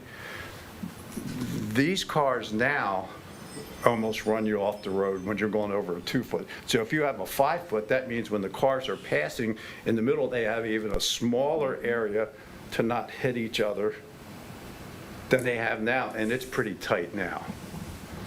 So anyway, I have the easy job. I can say you should do this. You should. I get it. Been in your position before, but I thought there were some suggestions that maybe I could throw out to the committee. 'Cause Yeah, you well, obviously think Sir, all this before stuff. you walk away, as someone who's put those miles in, how do you cross the bridge? Where are you riding when you cross the bridge? In those little tight lanes. Would it be better if you were riding straight down the middle of the lane? So I heard that suggestion. I think that was last year. Somebody came up with that. my honest opinion, I'm just going to give you my honest, I think that's a major disaster because the assumption is that the cars are going to stay in their lanes. I think the law says that that is the bicycle's right to be in the middle of the lane. Well, that's another question I had. My question is, does the bike, and the answer to this could resolve a lot of the issues you have. Does the bikes have the same right as a car? Or do I have? Yeah. So that's, and that's what, So just to That's chime in somewhere- there, that's a really great part of the motor vehicle code to use if you really have high mental acuity, you're very fit, you're comfortable on a bike, and you have a high risk tolerance. If you can ride like a car, God bless you, because the world's your oyster. A lot of people don't have the mental acuity, they're not comfortable on a bike, and we're sort of trying to figure out where that mid-ground is of the infrastructure we can provide that's safer for a wider audience than just the guy that'll just go and take the lane. But that's a great point, and this gets back to my, the suggestion, I thought it was a great suggestion, to educate more, okay? I think that's great, but to me, that's going to be a moot point to 90% of the people that agree. It's a challenge. Can I address that real quickly? So, yeah, to what, you made a really good point about the people who are out of town who may not be familiar. One of the things that we are doing, I think we have close to 500 short-term licenses that, Airbnb, short-term, rentals. And I think we're already supplying information to them, on the renters. I mean, because we have new rules around that, so we're educating them about the new rules that, noise or things like that. One of the things we've talked about is putting together whatever recommendations that we do adopt, part of that package. So those who are coming here, presumably renting for a week or two, And- will at least have a heads up you on. put them in the hotels too, I guess. Yeah, absolutely. So one of the things, and I would personally love to have this job, is the ambassador, I think this. Bicycle Yeah, ambassador program. Where you would not infringe on the jurisdiction of our police department, but you'd be like, as you, I thought it was a great point, you assist them, hey, you can't do this. Right. Or, you can't do that. You can't have somebody that's Right, instead of writing them a ticket, just educating them. educate them, you'd ride around and you see this and you see that. I see it all the time. But before I forget, we do need your name and address for the record. Oh. Just say, I'm sorry, ma'am. 105 Bradley Lane, and my name is Larry Franz, Franz. Great, thank you. So Larry, if I could just comment one more thing, go back to the bridge. And there was a little slide that paid homage to this. We went over pretty quickly. That was like the real longer-term vision maybe for Savannah Road, where there's bike lanes that are separated by a curb from the motor vehicle lane and separate from the sidewalk. Down the road, ideally, whenever that bridge falls apart in 100 or 75 years or whatever, it would be fantastic if it was laid out such that you could have a continuous bike lane that matches on both sides, where the bicycles have a little bit of physical separation from the traffic and they're separated from pedestrians. But that's 70 years away. But I So thought the trail between the bridge and the Dairy Queen on the right-hand side, I thought they had funding to widen that, make it beautiful and stuff like that. it changed a little bit through Okay. project All right. development. Thank you. I just, thank you very much. Thank you. I just want to add one thing to that real quick, just about the bridge. At the mayor and council meeting on September 11th, it was approved to put sharrows on Savannah Road and hopefully on the bridge itself, supporting the idea that bicyclists can ride across on the lane of traffic. And that was approved at our September 11th meeting by mayor and council. Awesome, thank you. It is a good point, though. I mean, not everyone is going to feel comfortable getting out there in the middle. I would think Even though only a they're minority entitled would be, To right? walk your bike on a sidewalk. Yep. If you can't ride in the lane of traffic in a relatively slow-moving bridge, you're absolutely free to get off and walk your bike on a sidewalk. Yeah. Part of the putting sharrows on is going to be re-stenciling the sidewalk markings that say, walk your bike on the bridge. On the sidewalk instead of the signs that say, walk your bike on the bridge, which are confusing, which part of this whole thing will be coming down. Because it's only a confusing, walk your bike on a bridge, where, huh, what? So, Well, thank y'all. Appreciate it. Thank you again for your time. And Very good. we'll see you again on October 11th. Yes, sir. Thank you. Thank you. And it's at 4:30? 4 o'clock. 4 o'clock, okay. 4 o'clock at the library, right? Library, it's coming. Thank you very much. You're welcome. Thank you. Safe travel. Appreciate it. Have fun. You going all the way to Pennsylvania tonight? That's what Heather does. Good luck. Be careful. All right, now, pressing on. Time for the presentation, discussion, and possible action on a plan for trail compliance and with cycling rules and etiquette. This is something that in my 5 years on this committee, when we do the outreach, we hear constantly complaints that are covering everything imaginable, from getting run over by bicycles, bicycles going too fast, pedestrians walking side to side on the bike trails with a dog wandering off. It's not just bicycles. Comes from all over, and we need to try to figure something out. And that's why we invited the chief. And, well, Dennis is talking, but if it goes to bike parking, I forwarded some of the things recently in the last, over the summer, that cued this discussion today. One was an email that came to the mayor on the 6th of July from Kathy Edwards. I reminded everybody on the committee and our ex officios of at least the text of that email and what her problems and complaints were. Also, we have a description of an accident that took place with Ellison Carey, who has joined us today, who was, I guess you weren't actually contacted, he just scared you off the road? He never said anything to me. Okay, so, and I also included, if you didn't read the Cape Gazette, there were I guess it was a few days ago, a couple of weeks ago, there were a couple letters to the editor about bike etiquette and things that I included. Question being, how do we improve behavior? How do we stop this kind of stuff? Well, first of all, this is not unique to Lewes. No. I mean, and so I think a lot of other jurisdictions are, I've been in contact with some folks in Stone Harbor, New Jersey about this, and they have the same problem. And it is their belief that they're just, and I've made this point to Ellen Lorraine and others, we've had me, this is a public awareness, public education process that's going to take multiple years to change behavior. And people understanding the rules of the road, what they are. They're not easy because bikes generally have the same rights as auto vehicles. However, they don't have to stop at stop signs necessarily like a car does. So there are exceptions to the rules of the road. But in talking to folks over there that I know, that they've had a number of accidents, but not a lot of the accidents here have been on Route 1. They've had accidents on their version of Savannah Road.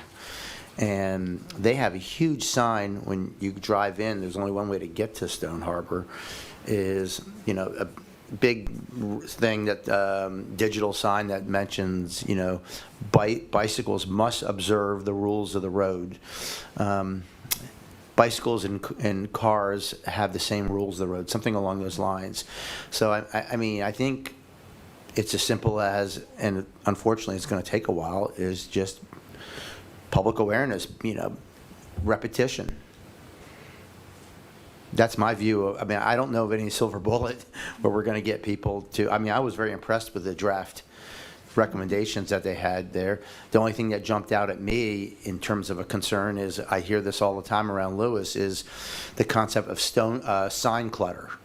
Nobody wants signs, and it's hard to visualize that, but having all those signs and markings on the road and sharrows, I can see a segment of the population rejecting that, thinking it's disturbing our natural, historic character.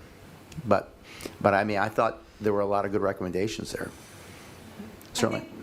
I agree. I think there's a lot of good recommendations. I think one of the challenges we have as a committee is looking at the plan as it relates to the roads in and around Lewes and what safety programs we may choose or not choose to address. And then we have the trails in and around Lewes that have their own host of safety issues.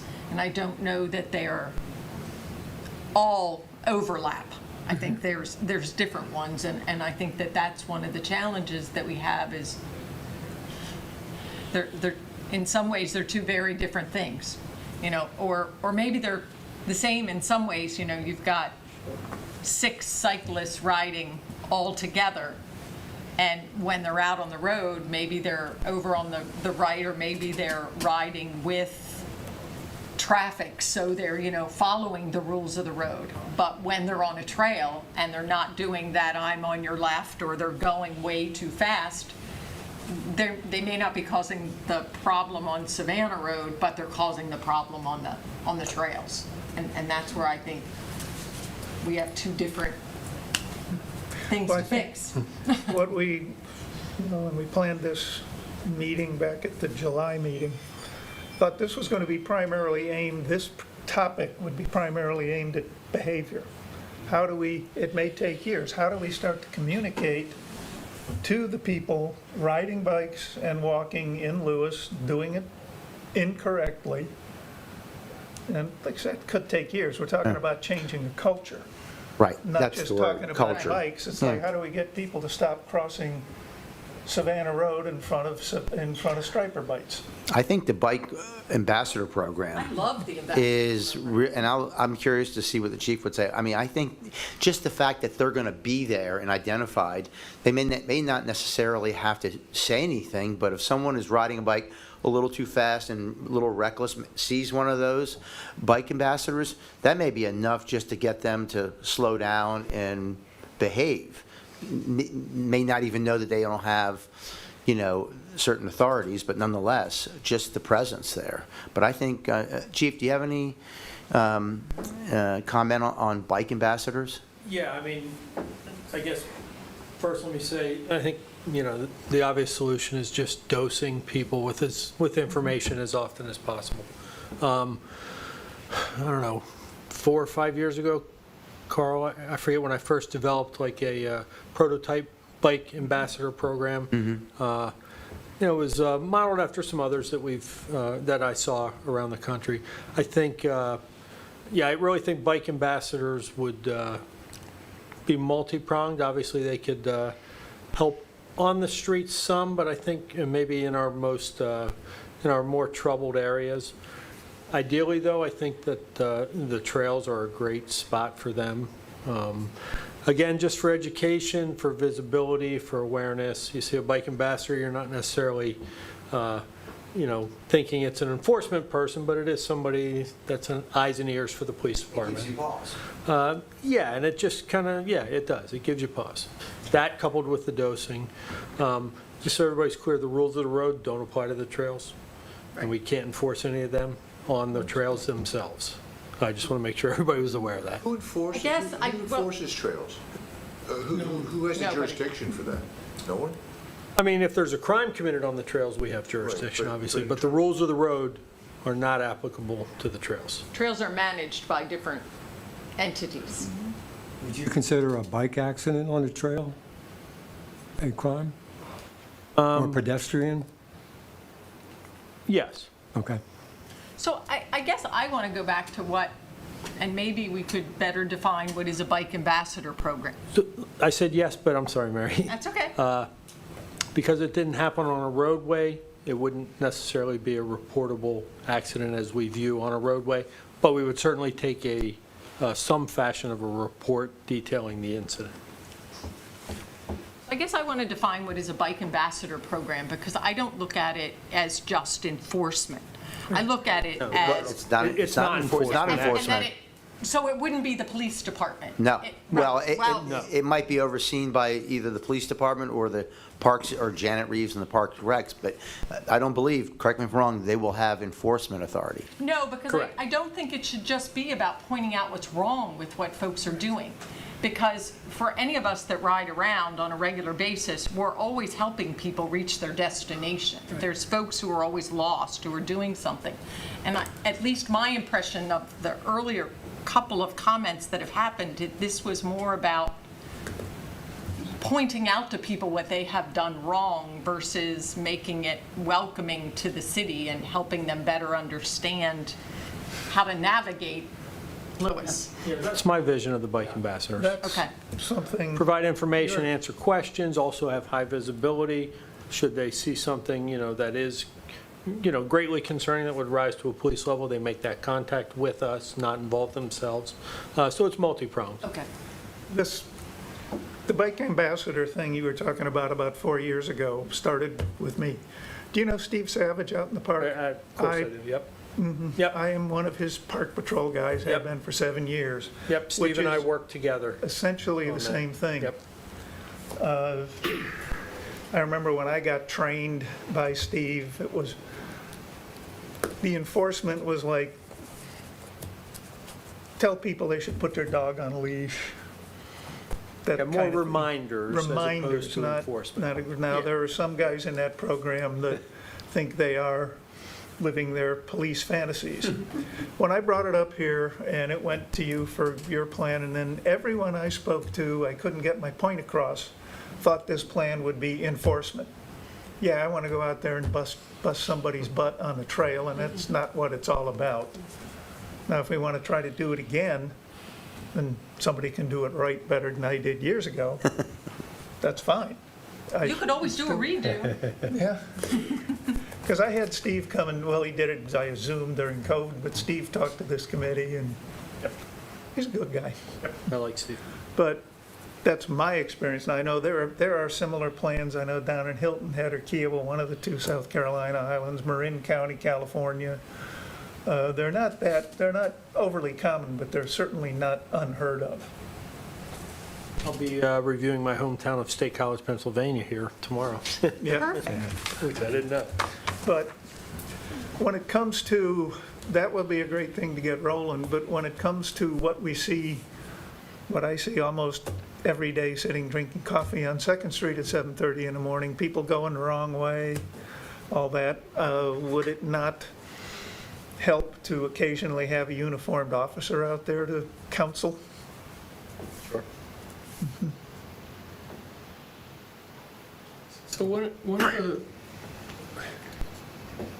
and by the way, I asked the question about enforcement earlier, it's because I completely share your perspective. I don't think it should be enforcement. In some previous conversation, I was worried we were thinking we were gonna be deputizing a bunch of citizens to become enforcement officials. In my mind, when I heard, for example, what Mary just said, what I hear is the challenge of, one, the confusion that people have trying to negotiate the city. There's a question of wayfinding and signs, and like you said, Carl, all the signs that are out there. So some people are trying to figure out how to get from here to there. And by the way, there are a bunch of cars that are in the mix and they're doing the same thing. The other layer of it, in my mind, has to do with the differential in speeds between walkers, joggers, bicyclists of the various ages and abilities, right? They're all moving at different speeds. And then you add to that cars moving around. The range of speeds to me becomes, it's like adding pressure to the system. The slower you make the maximum speed, sort of, it gives everybody a little more time to figure out what to do. You know, like when I hear the things about the bridge, until that 75-year mark, the biggest thing is, if I were in charge, what about lowering the speed limit in critical places? We have a couple, I don't remember the phrase, but I went looking through the city code this morning in anticipation of this meeting. There are a couple of streets, Bay Avenue being one of them, and I don't remember the other one, they're designated it with a special classification. Multimodal. No, that wasn't the term, but. Really? But it was like, I'll go back and find it. But they were places where pedestrians had the rights that cars had on the road. And I think there are more streets in Lewes that should have that kind of classification. Listen to what we heard here from Paul. There are parts of the city where, I mean, the city's not that big. How different is it going to be if we're going 15 miles an hour or 20 miles an hour instead of 25 miles an hour from end to end in the city? I mean, there's a lot of data out there that talks about the likelihood of a major injury or fatality. It ratchets up very quickly as you go from 15 miles an hour to 20 miles an hour to 25 to 35 to 40. And I'm just wondering what role strategically reducing speed limits along some of the busiest, most challenging roads could be. And I realize the busiest roads are the state roads, and that makes it more challenging. But at least when we first started talking with the folks that just left the room, Jennifer made a comment that has stuck in my mind. You know, there are ways that we could explore that. Anyway, I just want to throw that out there. So I'd like to go back to trails for a sec and say that in the recent survey that was done, more than 75%, close to 75% of folks on trails are using bikes. And typically what is a practice, it's not a policy, but typically what you will hear is when you reach that level of cyclists on shared use paths, that you then begin to talk about widening the path and separating it in a way, or putting a separation in it, so that you can provide that space for the cyclists and also provide a space for pedestrians, dog walkers, etc. And I know widening trails within the city is not an option everywhere, but there certainly are options. There are options between Gills Neck and Monroe. There are then options between Kings and Savannah, where there is significant still right-of-way. And I don't know what the MOUs are in there, but that's where I think that considering, being able to widen the trails where we can't do it everywhere, but then also wherever we have them and wherever should they be improved, that we give thought to what goes alongside them and what permissions we give alongside those, so that the option is when they get more crowded, you give to them so they can be widened. And I know we don't have a lot of that on Georgetown to Lewes. Once you cross Savannah, you don't have a lot of give. But we do have some places in the city where we absolutely could almost double the width between almost Gills Neck and Savannah. You give her without Stango Park, but you could use the portion of Stango Park as well between Monroe. So you're saying we should keep those options open to the extent that we can, so that we don't. I think you should, constrain our because right now possibilities. we're already at 75% of the folks on trails are riding bikes. So we've already reached that piece where we're sort of, we need to widen. There's places. Sorry. Yeah. That's a great theory and would be wonderful to do. We were trying to keep this topic to conduct of the people using the streets, the sidewalks, and the trails. I'm sorry, I read trails, so, okay. I'm Yeah, sorry. Conduct, behavior, trails, all of that. Again, what can we do? I mean, there's a myriad of things in a perfect world we could do physically with the physical plant of all of this stuff, but trying to talk about what can we do to Wouldn't that improve behavior? Right, If you design. allowed more, doesn't design improve behavior? Okay, if that's the way you want to go with it, that's fine. Well, no, I don't think they're mutually exclusive. I mean, I wish the guys that just left were Yeah. here. In a lot of the reading I've done, and far from it being perfect reading. But Paul Moser made the point about the section of 4th Street between Burton and New Road. And the fact that it was so wide. We talked a little bit about, because it was so wide, it sort of, it permits drivers to go a little faster in there, rather than down a constrained street like Front Street, where you don't really want to go that fast. There are ways to design the road in such a way that it provides visual impairments that give the driver signals it's time to slow down. That is the context within which all the things you're talking about need to happen, right? I don't think they can happen by themselves. I think we should be figuring out how to combine design modifications with behavioral modifications. I didn't think this was the right forum, but one of the things along your point that I certainly I want to explore on October 11th is, in other jurisdictions, short of reducing speed, if we're going to have bike lanes, sharrows and stuff, I mean, how has that impacted driver speed? I mean, have drivers realized that, hey, I've got to slow down a little bit because I'm sharing the road with a biker here? I mean, has that worked? And I'm not sure, but I think that's a question for our consultants, because I would think, just from a common sense perspective, most drivers, you will find one or two who are going to, like, screw that biker, I'm going to, swerve right by him. But most of them are just, it's 25 miles an hour already. And you're not really going to go 35 or 40 when there's you're sharing the road with a bike, I wouldn't think. But I'll be curious to see what they have to say about other jurisdictions and how that's worked. Chief, one of the questions I have is, we've talked about the confusion we have visitors from wherever they come from with whatever rules they have. Just within Delaware, what are the differences that Lewes has in terms of the way the rules of the road work versus what the state has? I mean, I read through the state rules several times this morning, and I was actually kind of amazed. I didn't realize, one, it's illegal to honk your horn at a bicyclist that's in the roadway going slowly. Unless there's an imminent danger reason, Right. yes. Right. I wonder how many drivers know that.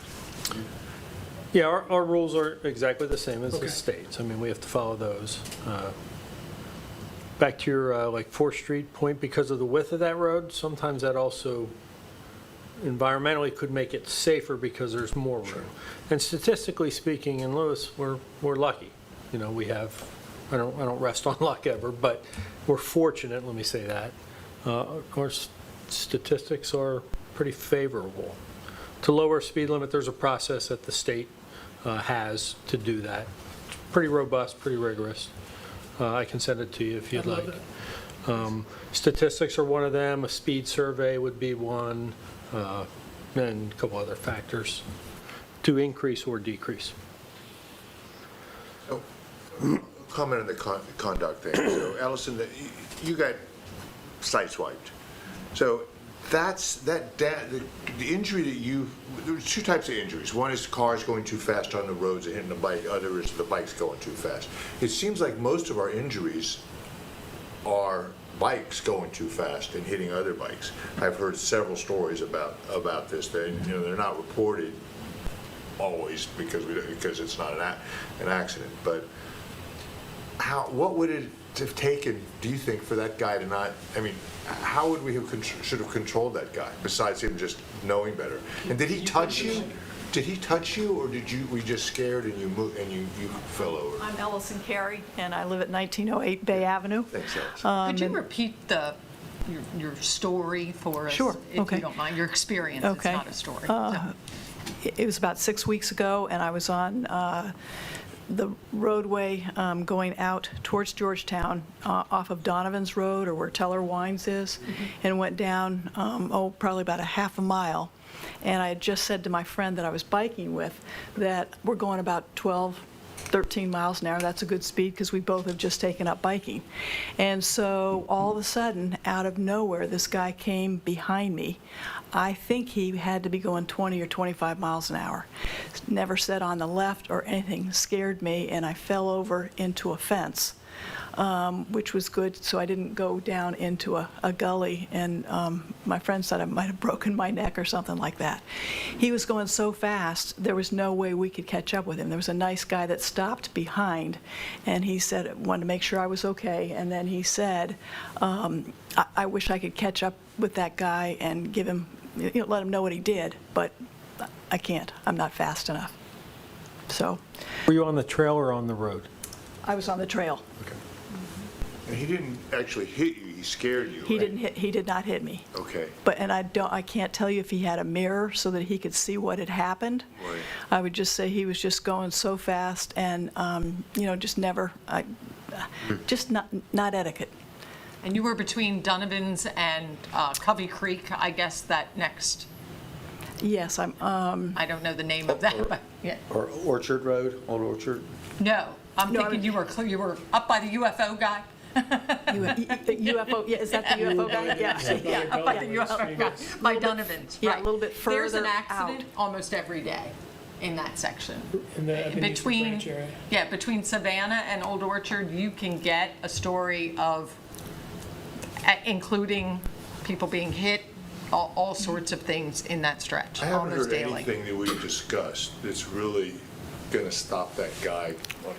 That's what I'm by afraid on- of, too. on the bike, and I know we're sort of like looking for keys next to the street light, things that we can do, but I mean, that, to me, that's the. You could do you could do signage on the trail, though. Right now, the signage on the trail is in like a 10 font, Right. And you can't read it. Again, you could do much bigger signage that just, not everyone's going to do it. It's that behavior thing, but there are big signs Right. that say on your left.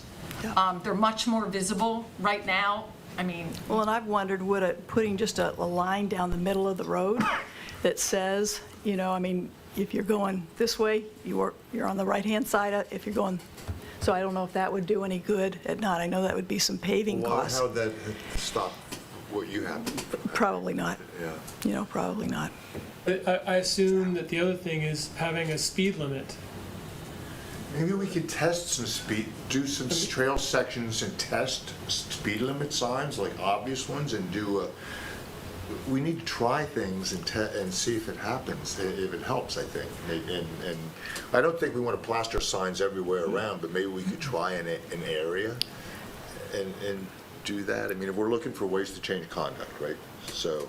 This is all very new to me. I mean, I'm just becoming involved with all this, but I've also wondered, and I don't know that this would be applicable, but could you take, when you go skiing, they've got the black diamonds, the yellow, and then the green, and put on certain parts of the trails that, this is for really cyclists versus me, just a are you still riding? I have been on my bike once since then, and it went great. Okay, It went great, good. yep, so. Thank you. Thank you. Thank you, Allison. I remember. And if you get nervous, one of us will ride with you. Any day. I remember, help my memory, Chip, years ago, we were talking about speed limits on the trails in this committee. And apparently it was determined that it could be done by the city. I don't remember the background or anything other than, yeah, it could be done. But apparently also the MOUs between the DelDOT when they built the trails and the city when it was given over to the city for monitoring basically, and is that the speed for the trails within the city of Lewes was designed to be 10 miles an hour on the bikes. That was in the MOUs. Now, I haven't read the MOUs. This is something that I recollect from a meeting. Does that ring any bells with you? It does, and this goes along with Mary's request that you made the last meeting or the one prior to that about getting the MOU for the trails, and I suggested also for all DelDOT roads within the city, so we know what we have. But, Yeah, but we didn't. well, we have not received that at No. this time, and we don't. we're Well, not I know aware of it. Cleo was going to not that he's not been busy, we're going to check and see if we could get copies of the MOUs for the trails. I know we talked about that at our last meeting, and I think you were going to try to either connect with Anne Marie and see if we could get them. I can get them to you. They're in our shore scan system, so I can get the roads are much more difficult because the city's got literally dozens of right-of-way agreements with DelDOT that are incredibly difficult to decipher, that have evolved over many years. So jurisdiction within the roadways is a lot less clear, but Maybe we could just we start with the essentially have trails? 2 trail agreements, one for the Georgetown to Lewes Trail that goes from Savannah to Gills Neck, and then we have one for the opposite side of the canal that goes from the canal to Freeman Highway. That would be great. That'd be a great place for us to start. If we identify areas, we know one area, Donovan's Road there. There's some areas where we know there's accidents, a sign, bike accidents here, slow down, go, speed limit sign. Well, actually, Focus where the yeah, problems are. that's outside, because if I Yeah. understand what Anne Marie just said, the MOU is Savannah to Gills Neck. If you're Donovan's. That's correct. Yeah, so It's outside the if you're city Donovan's, you're on DelDOT's part of the So we trail. have to ask DelDOT to put up the sign.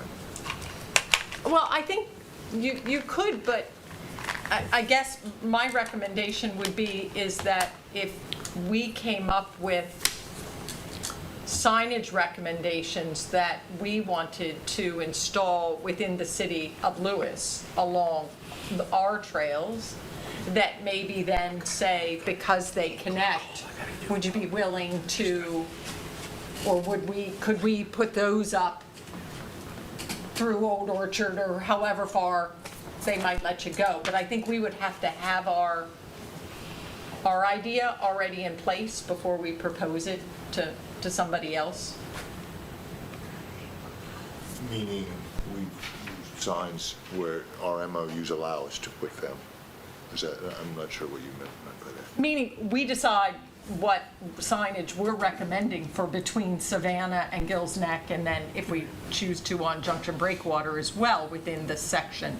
And then once we have what we kind of want to do and whether we have to get that approved or whatever, then say, you know what, we're going to do this within the city's managed section. Would you be willing to do it in the next section? Then I think it's a more strategic ask at that point. And to add to that, have we ever talked with Rehoboth about their piece of the puzzle and what they're doing? Where is it in Rehoboth? Which trail? The other end of the Junction Breakwater down there in town, I'm assuming that's in the city. I mean, my point is. The only part that's in the city is right there by the park. Right. The canal, Where the crosses the canal. I'm pretty sure it doesn't cross the canal bridge, so they only have literally So that's maybe all right. 100 feet. Yeah, they hardly have any. No, it's 100 feet. state. Yeah, it's Denerick. In the interest of consistency, have we ever talked with Rehoboth? Do we know how they're addressing all of these sort of behavior issues? Is it worth having Bicycles sort on of? the road behavior Yeah, yeah. issues? I don't know that answer. I know of. Do they have a bicycle and pedestrian committee? Does anybody know that answer? I think they have a transportation safety, and maybe the bicycling comes under that. Okay. But as far as a bike ped committee, I don't. And the reason- I want to The say I reason- just read something in the paper that they're instituting some new sharrows, or they're doing something on Rehoboth Yeah, something Avenue in the maybe? Cape Do you Gazette. remember that? So the reason I'm asking is, Arrow somewhere. Yeah, but this was specifically bike ped stuff. the reason I ask this is several times a week at least, I'm now riding that loop between Lewes and Rehoboth, Junction Breakwater, Gordon's Pond, whatever. I see lots of other riders doing the same thing, going each direction. Some of them may be from Rehoboth, some of them may be from the county area outside of Rehoboth and Lewes, some of them may be from Lewes. I think there's value in finding some common ground, maximizing the amount of common sort sort of approaches here so that everybody understands what's going on, rather than just in this little area, having all these different schemes. That's assuming that we can come up with a scheme. I'm just saying, we also should be reaching out to those neighbors and figuring out ways. I mean, it speaks to what Glenn's talking about, all the stuff we want to do on the Georgetown Lewes Trail, but it's outside of our jurisdiction. I made a suggestion quite a while ago when we were talking about speed limits of painting on the trail itself, 10 miles an hour. Slow down, painting it right, and not, again, that's like you have on the etiquette where it is, you can't read it until you're right up on it, and then I have to put my glasses on, and then might not be able to read it. But make it big enough so it's very visible. 10 miles per hour. Slow down, please. Anything we can put, be creative with it on our section of trails that we have. What we do outside of that, yes, it'd be great to coordinate it, but I'm going to use Savannah and Kings. It's 25 in the city, and as soon as you get out, it's 35. So you could say, well, you guys make that 25, but they don't have to do that. We can suggest to them. But those straightaways that they have on the trail, they're straightaways. They are. That's why people book on them. And You want to repeat your? Go ahead. The chief was saying speed bumps. speed bumps. That works. Yeah. So again, Marie said the trails were designed to be 12 miles an hour. Was it Yeah, 12? That's the And number there's, that's in fine and it's for print. low-skilled riders, Yeah. so anybody, Right, should but be able to utilize it. that comes under etiquette, Chief. There's Yeah, nothing in there I that agree. says speed limit. Yeah, You cannot find a speed limit anywhere out there. yeah, I agree. Yeah. No, that was just engineering design for the trails. I'm sure it was into turn radiuses and with the trail and all of that. Yeah. What could be done when I'm riding? I see constantly the stretch between Savannah and you get to the library and then on down to Gill's Neck, multiple stop signs on the trail. How often do you see people stopping on their bikes? You mean where they cross roadways? Yeah, those do not, that doesn't fall under the Delaware yield law. 'Cause it's Certainly on a does. bike trail. It does. Certainly does. On a trail, Because you're at a street. You're at a road. but you're on a at street. You're not Okay. on a trail, you're on a road crossing. So the actual stop signs, I think, are on the. Trails. Yeah, So rules of the road wouldn't apply. More of a suggestion with, pretty serious consequences if you go into the roadway without stopping. Yeah, I don't think there's any enforcement that could be done with those signs either. You know, But hold on a second. I agree with Mary. Based on Maybe the all sign, based on the sign discussions that we had earlier, if you got a red, what is it, octagonal Yep. stop sign, just a regular stop sign. That's- not a bicycle. that's the sign that the Delaware yield law is written for. And my understanding, at least when I read it, is it's built just for those situations where you're on a trail, not only by the library, but, They're not No. built for a trail. no, okay, they're it's only for the streets. roadways. They were built for the roadways, but Yes. where I've had the conversation has been about Old Orchard and Nassau and more out towards Fisher, et cetera. Yep. And I can't visualize, Chief, maybe you can, whether those stop signs are on the road. Because those conversations have been that yield law it abides to those. But if I hear you, you think the cities are on the trail, not on the road. But I still think because it's the octagon, yield law fits. But I don't know that.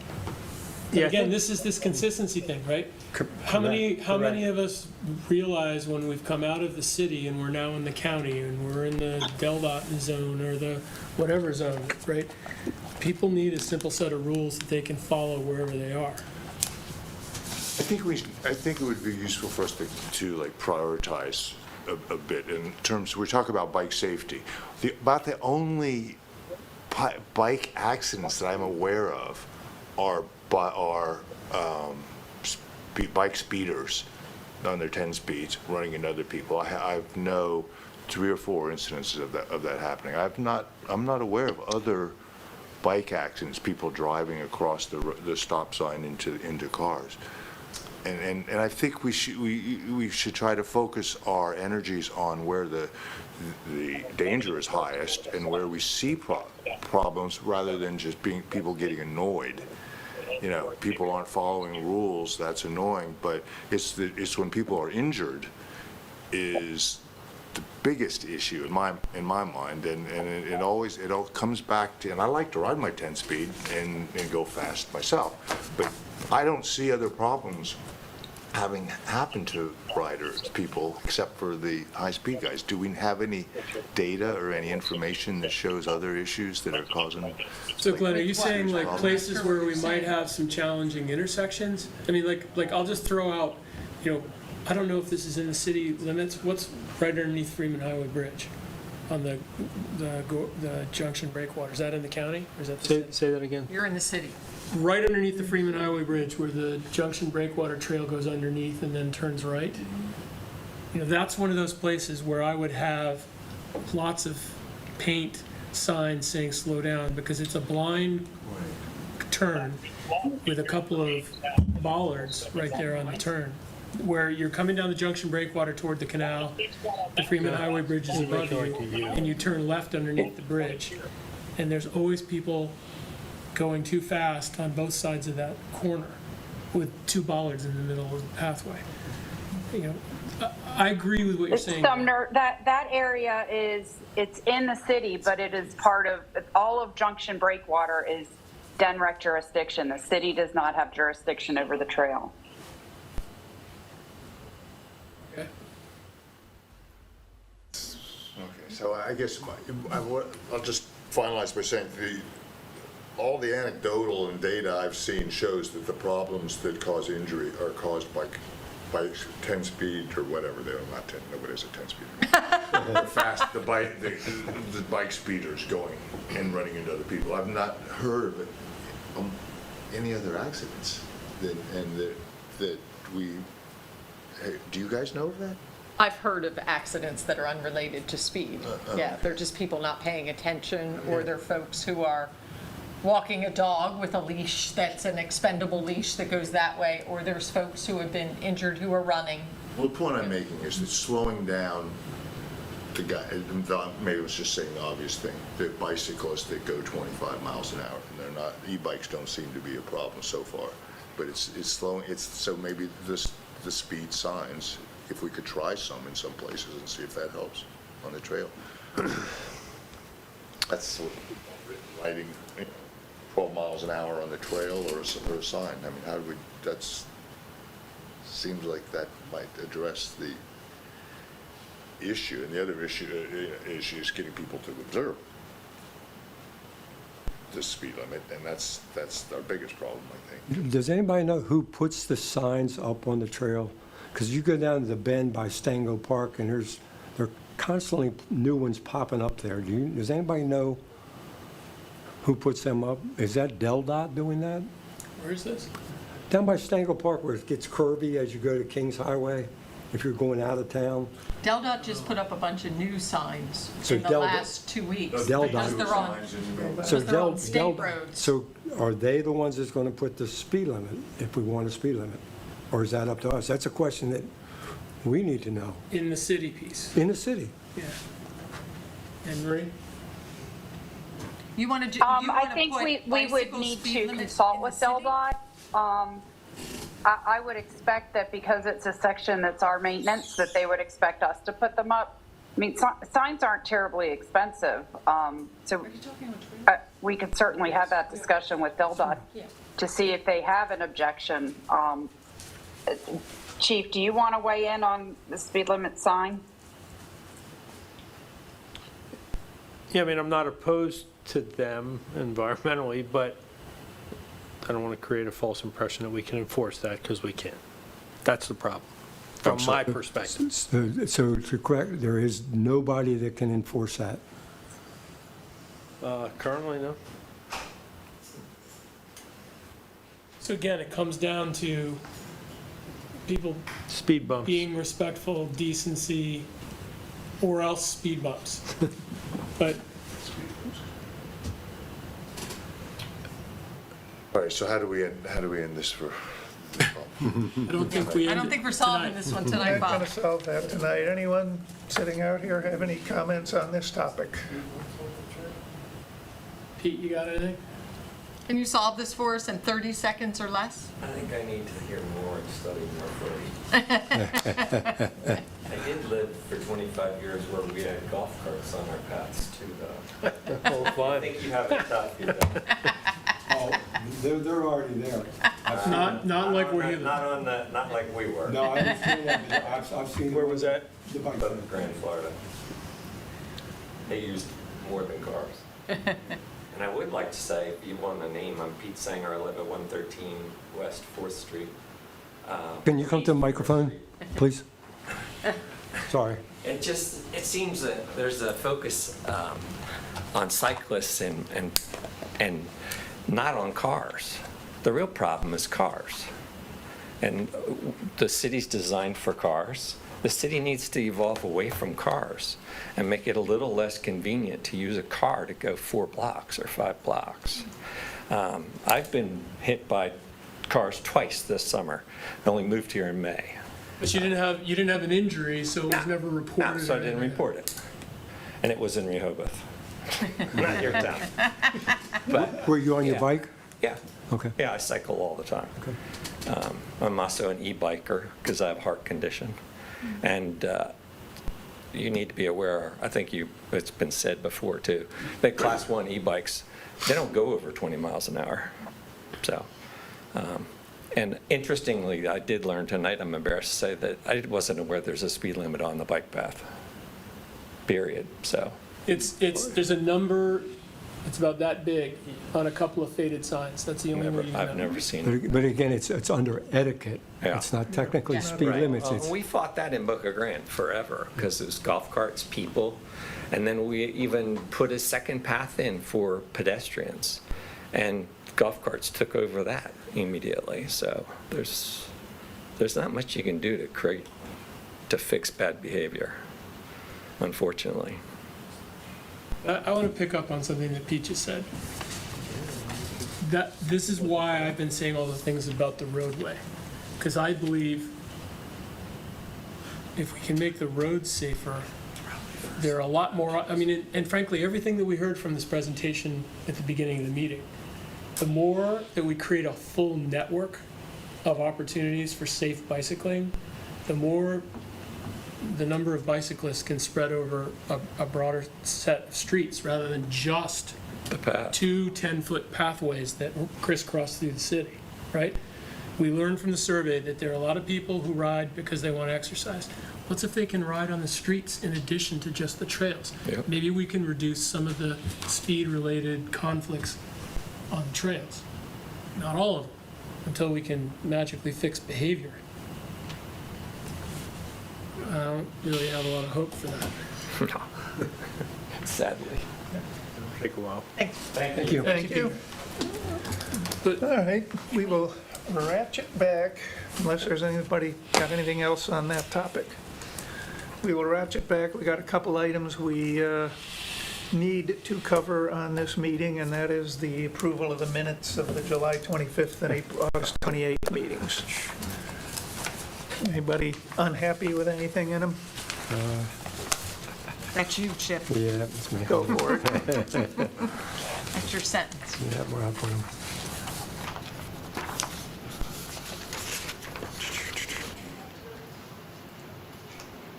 I'll go to the minutes of the September 26th meeting. I believe it is. No, that's, No, the 28th, I'm sorry. 28? Yep, the 28th. where are you? We're on July. Well, there was an August 28th Yep, special. yeah, the August 28th one first. It's on the final page that I have. It's the top. It says, until the Georgetown Lewes Trail is connected across the canal, bicyclists may use the connection through Henlope and Bluff Development. And I think that's proposed, it's not there now. And it doesn't say proposed. That's this page. Page 3. Got it. Somewhere here. And I'm just adding the word proposed because it's not there at this time.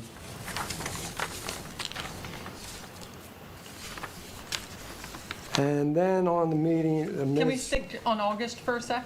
Yes, please. While we're on there? Go right ahead. Just one correction in the also present in August 28th. It is Jennifer Sinelli of Del Dot, so it is C-I, N as in Nancy, E-L-L-I. Thank you. Thanks, Joe. Yep. And then to go to the September 26th, this, I'm sorry, yep. This will be under number 5, and they don't follow along in order, so it is number 5, heading discussion and possible action regarding bicycle pedestrian improvements. You go down to the 3rd paragraph. Everybody on page with that?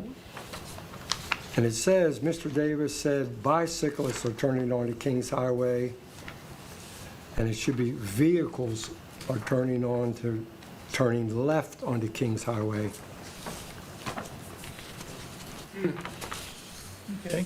And my concern with that was if you go to continue on the paragraph, talking about the traffic light just installed at Monroe Avenue and Freeman Highway. We have the same scenario there. People leaving the beach, coming to that traffic light, are now, because of backed up traffic, riding the shoulder all the way down to Monroe Avenue to make a right-hand turn. So just make sure that that's clarified on there, that that's what's to represent. So, I don't, this isn't associated with the minutes. So hold that. Yeah, Weren't you asking us about minutes? Yeah. Yeah. Oh, sorry. We've got to approve the minutes of the last 2 meetings. And that's all I got. Okay. I Any just, objections to those changes? no objections to those changes. No objections either. All right. Everybody's happy. Then if there is nothing else, it's 8:15. I'd like to, one comment, if I could, a question to Anne Marie. Based on last meeting, Mary had a good suggestion that when things are going to be designed and built on the bike trails, that the bike committee know about, or things that relate to bikes. And then a couple weeks ago, there were bollards put on the trail that go between Sussex Drive and the Highland Acres. And Emery, are you still with us? Yes. So do we know who did those? Because they put 2 of them there, and which is, no, the current design is one in the middle. And was that, do we know who did that? So the developer did it, and that was one of the things that was required before they can turn over the infrastructure to the city and the board. I don't believe the plan specified whether it was supposed to be 1 or 2. We have 2 bollards in a number of locations in the city. Right.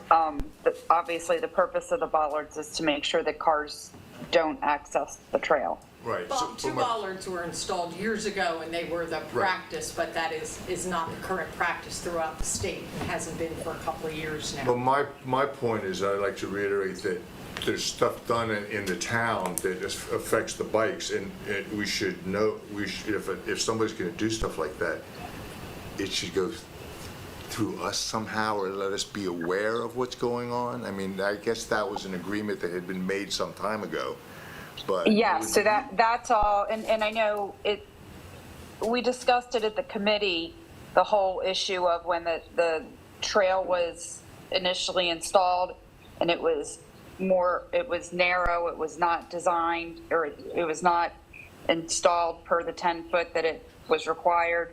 So they removed it and reinstalled it. So the bollards were part of that reinstallation.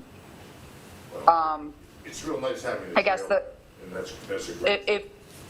I'm sorry? It's great having the trail there, and I don't mean to, that's wonderful, it's really nice. I just wanted to point out that just right after Mary made the court request that bike, things that affect the bikes in Lewes Right.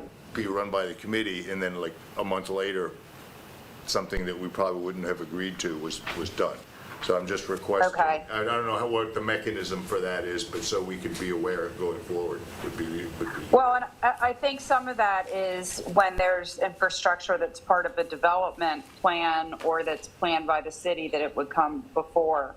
Let me take a look at those bollards. The likelihood of us being able to get the developer to remove them and install a single bollard is probably slim, because it was probably approved with the double. Anne Marie, or judging from something Mary said a few minutes ago, and in practice, what I've found is it helps the flow of the growing number of bicyclists on the trails, especially when they come to road crossings. If there's only one bollard on the trail, the two bollards tends to cause problems with people when they're approaching from opposite directions and trying to negotiate getting through. I guess if it's appropriate, I would move that for all future bollards, that they be a single bollard in the middle of the trail, wherever those things happen in the city, and bring them up to the consistency of what's going on around the rest of the state, if, you know, what Mary said is true. I don't know how to do that. I don't know if this is the place to do it, if we can make a recommendation like that and send it up to city council so that all future bollards are done that way, but maybe it needs to account for context. Maybe a future meeting, yeah, we could. Right. We can Yeah. put it in there. My pajamas are calling. I am going to say, if there are no objections, all the subsequent items on the old business can be tabled until next meeting. When is that? The next meeting is November 28th. Thank you. So if everybody's happy with tabling the rest of the items. Sure. Motion to adjourn? Thank you. All in favor? Aye. Very good, thank you. Chips.